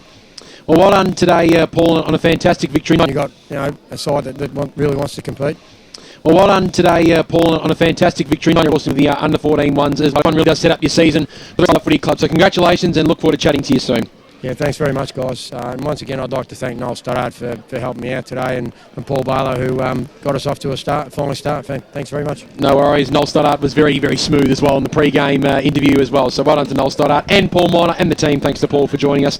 All thanks to the team down there at Akira Urgent Care, the boys, Billy and Riley. Start thinking about your 3, 2 and 1 for the Ferntree Gully Holden Player of the Day. But before we do, let's hear the stats wrap up. 3, 2 and 1 for the Ferntree Gully Holden Player of the Day. But dramatic with Grant Campbell. I just wanted to comment on how the percentages of the two sides have dramatically narrowed. It started at 17.41% difference between the two sides. Now it's only 2.32. Wow. Lilydale's new percentage is 100.23. Rowville all the way up to 104.91. So not only the Rowville won, but the fact that they won so convincingly narrowed the gap to Lilydale is going to be crucial come the end of the season if they're close. Absolutely, no doubt about that one. And I can report we've been successful in the both interleague games today. So the EFL has held on for a 10-point win against the South Metro Junior Football League, 10-11-71 to South Metro 9-7-61. So well done to the EFL boys, and well done to Wayne Judge, who's been coaching today. We've come away with 2 victories. Let's cross down boundary side. Thanks to Akira Urgent Care. William. That's right, Ben Waterworth. Thank you very much. I'm here with this little bit of the star of the show today. I'm with Cody Morris. 7 goals today, but 42 for the year. The first across the 40-goal mark in the EFL. You must be a pretty happy chap. Oh yeah, the first across the 40-goal mark in the EFL. You must be a pretty happy chap. Oh yeah, look, we were probably pretty ordinary last week, and it was good to come in today and have a really good win. Yeah, it was good. Look, and I went out and watched the last week, and it looked like you did lack a little bit of ticker. What was the change today? Was it a big thing in attitude, or I know you might suit the dry conditions a bit better, but what was the change from last week? Because it was a much, much better performance. Yeah. Good timing there, boys. Yeah, good, thanks for that. Yeah, look, Norwood, they were exceptional last week, the way they moved the footy, and we probably took a fair bit away from that. They were just whizzing the ball around and switching it pretty quickly, and in the pretty much wet conditions, they really showed us up. But we probably seconded the ball a bit, and maybe we were a little bit flat, but in this week we really wanted to get up and about, and I think we started off really well and continued it through. Most definitely, and now you come to parity in the season. You're at 5-5. I think it's Vermont away next week, so some more big games to look forward to, but a lot to work on now and a lot to work for. Yeah, definitely. Like, I think next couple of weeks are going to be a big chance. We've got Vermont and I think Noble. So look, you never know. We'll see how we go next week, and we'll take it from there. But and I think Noble. So look, you never know. We'll see how we go next week, and we'll take it from there. In the box, I'm sure. They're now in that 5th spot, and they couldn't quite pull away today, so it was good. I'm just going to throw you up to the boys now in the box. I'm sure they've got a few questions for you, boys. Morris Smith, mate, congratulations on the team's win today, and of course your own personal performance. Now, we were sitting right behind that kick on the side final term, and the crowd cheered at home. Did it look straight through the middle for your good self? Was that final one? Was yeah, it? I got up there a little bit there. I'm not sure. He got caught in the emotion, maybe. I'm not sure, but I'll say. How's the club finding playing at Knox Gardens Reserves this year, and of course at Scoresby? You haven't lost a game down here yet, so it's a finding playing at Knox Gardens Reserves this year, and of course at Scoresby. You haven't lost a game down here. We move the footy pretty well. Yeah, I think so. I think we're pretty good runners. We've got some really young guys, and we move the footy pretty well on a sort of bigger ground. I think this probably suits us a little bit more than Scoresby. But look, in saying that, we've had a couple of good wins at Scoresby as well. But yeah, look, we've really had to find something this year, because not playing your home ground is obviously pretty tough, and going up to Div 1 it wasn't ideal, but the boys are going pretty well. Cody, it's Peter Baird here, mate. Congratulations on the win. I had to speak to you pre-game, and we spoke about how this is probably going to be the biggest game for the year for the club to date. And the guys that really came out looked fried up at the start of the game. Was that a real focus during the week going into the game? Yeah, definitely, Pete. As I said before, we were very ordinary last week, and we had to come out today and show Lilydale. I think Lilydale have got us the last 4 or 5 times, so we're definitely due to beat them. And yeah, it was good today. It was a really important game for us in the context of the year. And it must be really pleasing to see some of the young kids coming in that forward line, working around you. Guys like Ben Koenig and Jordan Deere, new guys into the side this year. They're really finding their feet in Division 1 footy as well. Yeah, definitely. I think the great thing about Monster is he's willing to give the young guys a go, and if they show something that he really likes, he'll put them up, and he really shows his faith in them. So they've been great. Geordie's first game today, and Benny's been great when he comes in. He's a little gets low and tough, and he's doing well. Well, Cody, we appreciate your time joining us this afternoon. Gets low and tough, and he's doing well. Well, Cody, we appreciate your time joining us this afternoon. Great win by the boys. Great 7-goal haul by yourself as well, and a huge game next week. You guys must be looking forward to that one. Yeah, it sure is, boys. Thanks very much. Thank you very much to Cody Morris, the from the Rowville Hawks, back 7 goals. He did to take his tally to 42 for the 2013 season. Let's have a look at our 3, 2 and 1 votes for the Ferntree Gully Holden Player of the Day, and we'll start with the big man, the former Rowville man. We call him former, but he still has a little bit of heart towards the Rowville Footy Club because they are his boys. Frosty, you saw Rowville run away today. 54-point winners. How did you see best 3 players on the ground? There are so many players I could have put into the votes this afternoon. And it is really, really tough to give votes. But I gave 1 vote this afternoon to Cody Morris. I think 7 goals deserves to get into the votes. So I'll be able to slip him in there. 2 votes today I gave to Alex Frawley. I thought he was fantastic. He faded out of the game a little bit in the last quarter. If he continued along the same line, he probably would have been best on ground. But 3 votes today, I gave to Marcus Hoddies in a losing team. I thought he was fantastic. The way he worked hard. He was probably the real only 4-quarter performer out there this afternoon. He was super around the contest, and I thought he was the best player. My votes this afternoon, a little bit along the same lines there, Pete. I've given 1 vote to Matty Day. He was super. Such so fast, gets from here to there, gets his body on the line, gets the ball out, and creates play. And he kicked 3 goals as well, so he gets 1 vote from me. I wasn't going to even put Cody Morris anywhere near the vote at the start, half time, and then to come out and to kick 7. Well, when the time was needed, when the game was still up in the air in that final term, someone had to stand up. He did that, and he got them off to a good start as well. So I am going to give him 2 votes for his 7 goals today. And I agree with you, big man. He was everywhere today. 3 votes to Marcus Hodges from the Lilydale Football Club. He needed some support because he was trying to do absolutely everything.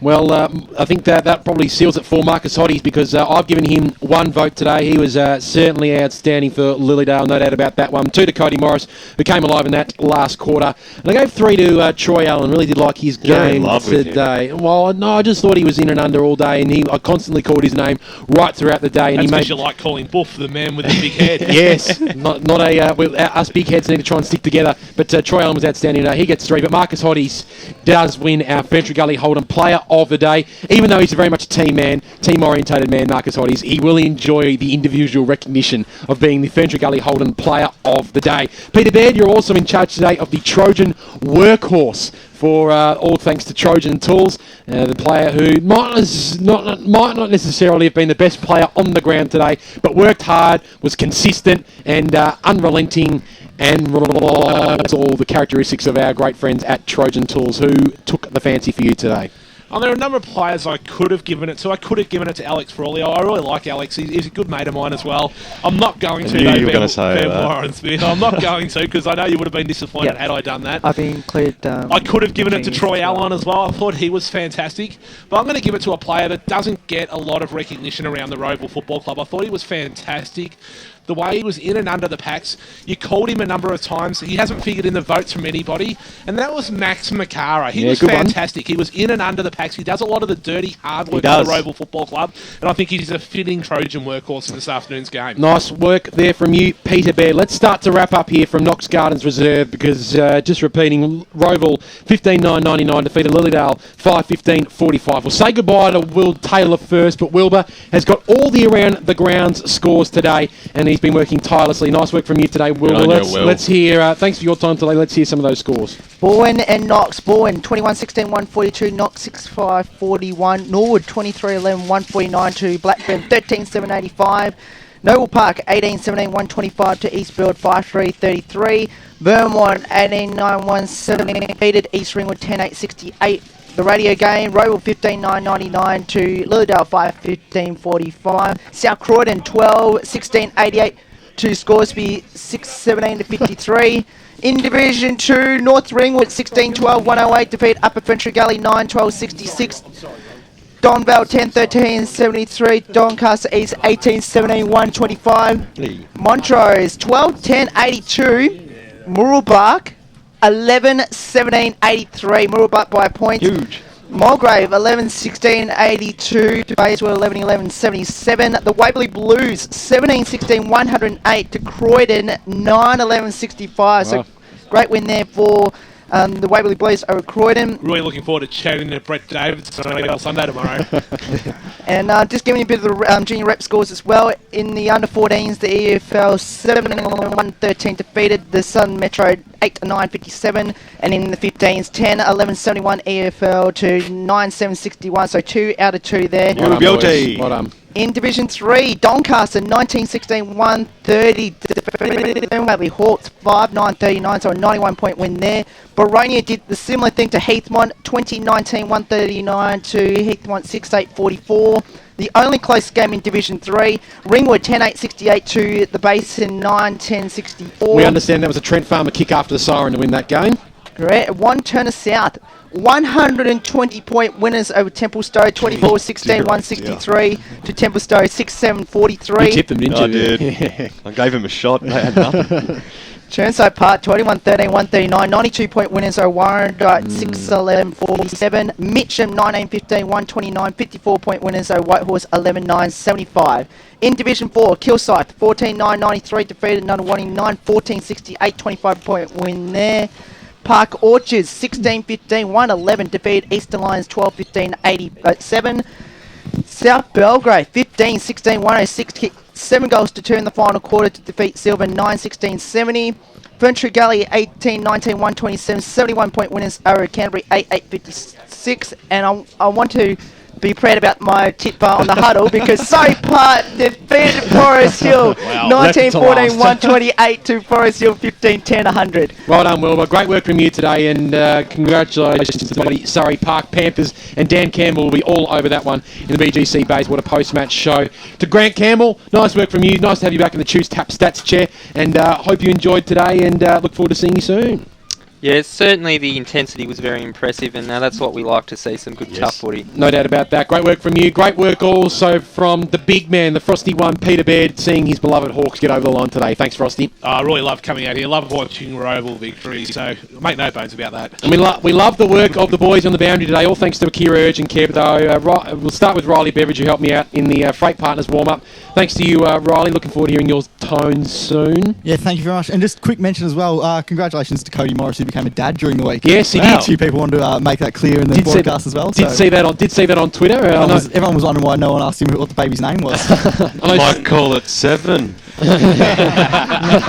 I know Stevie Pym wished him good luck and thought a big band was in order. At least 6, I think, Steve Pym might have tweeted. So well done to Cody Morris, well done to you, Riley, and well done to Billy Vickers, who just nailed the Pie Shed half-time show today.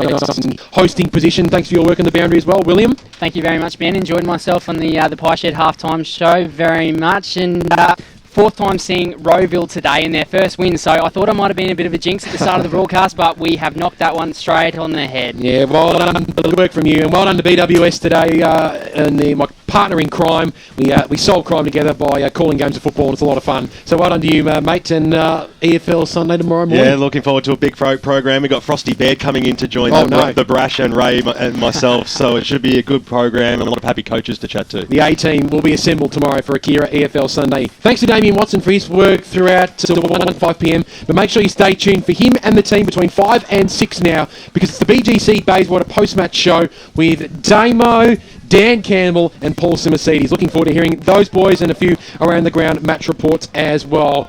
On behalf of Ben Waterworth and, of course, Bruce Prest, magnificent work there, magnificent technician, all thanks to the Loft Productions. On behalf of Ben Waterworth and the team out here at Knox Gardens Reserve, this has been EFL Game Day. Damo, BGC Bayswater Post-Match time. Indeed it is, Ben Waterworth, and congratulations to you boys too on the EFL Game Day team. A very admirable call as always, and also congratulations to the Rowville Football Club. They've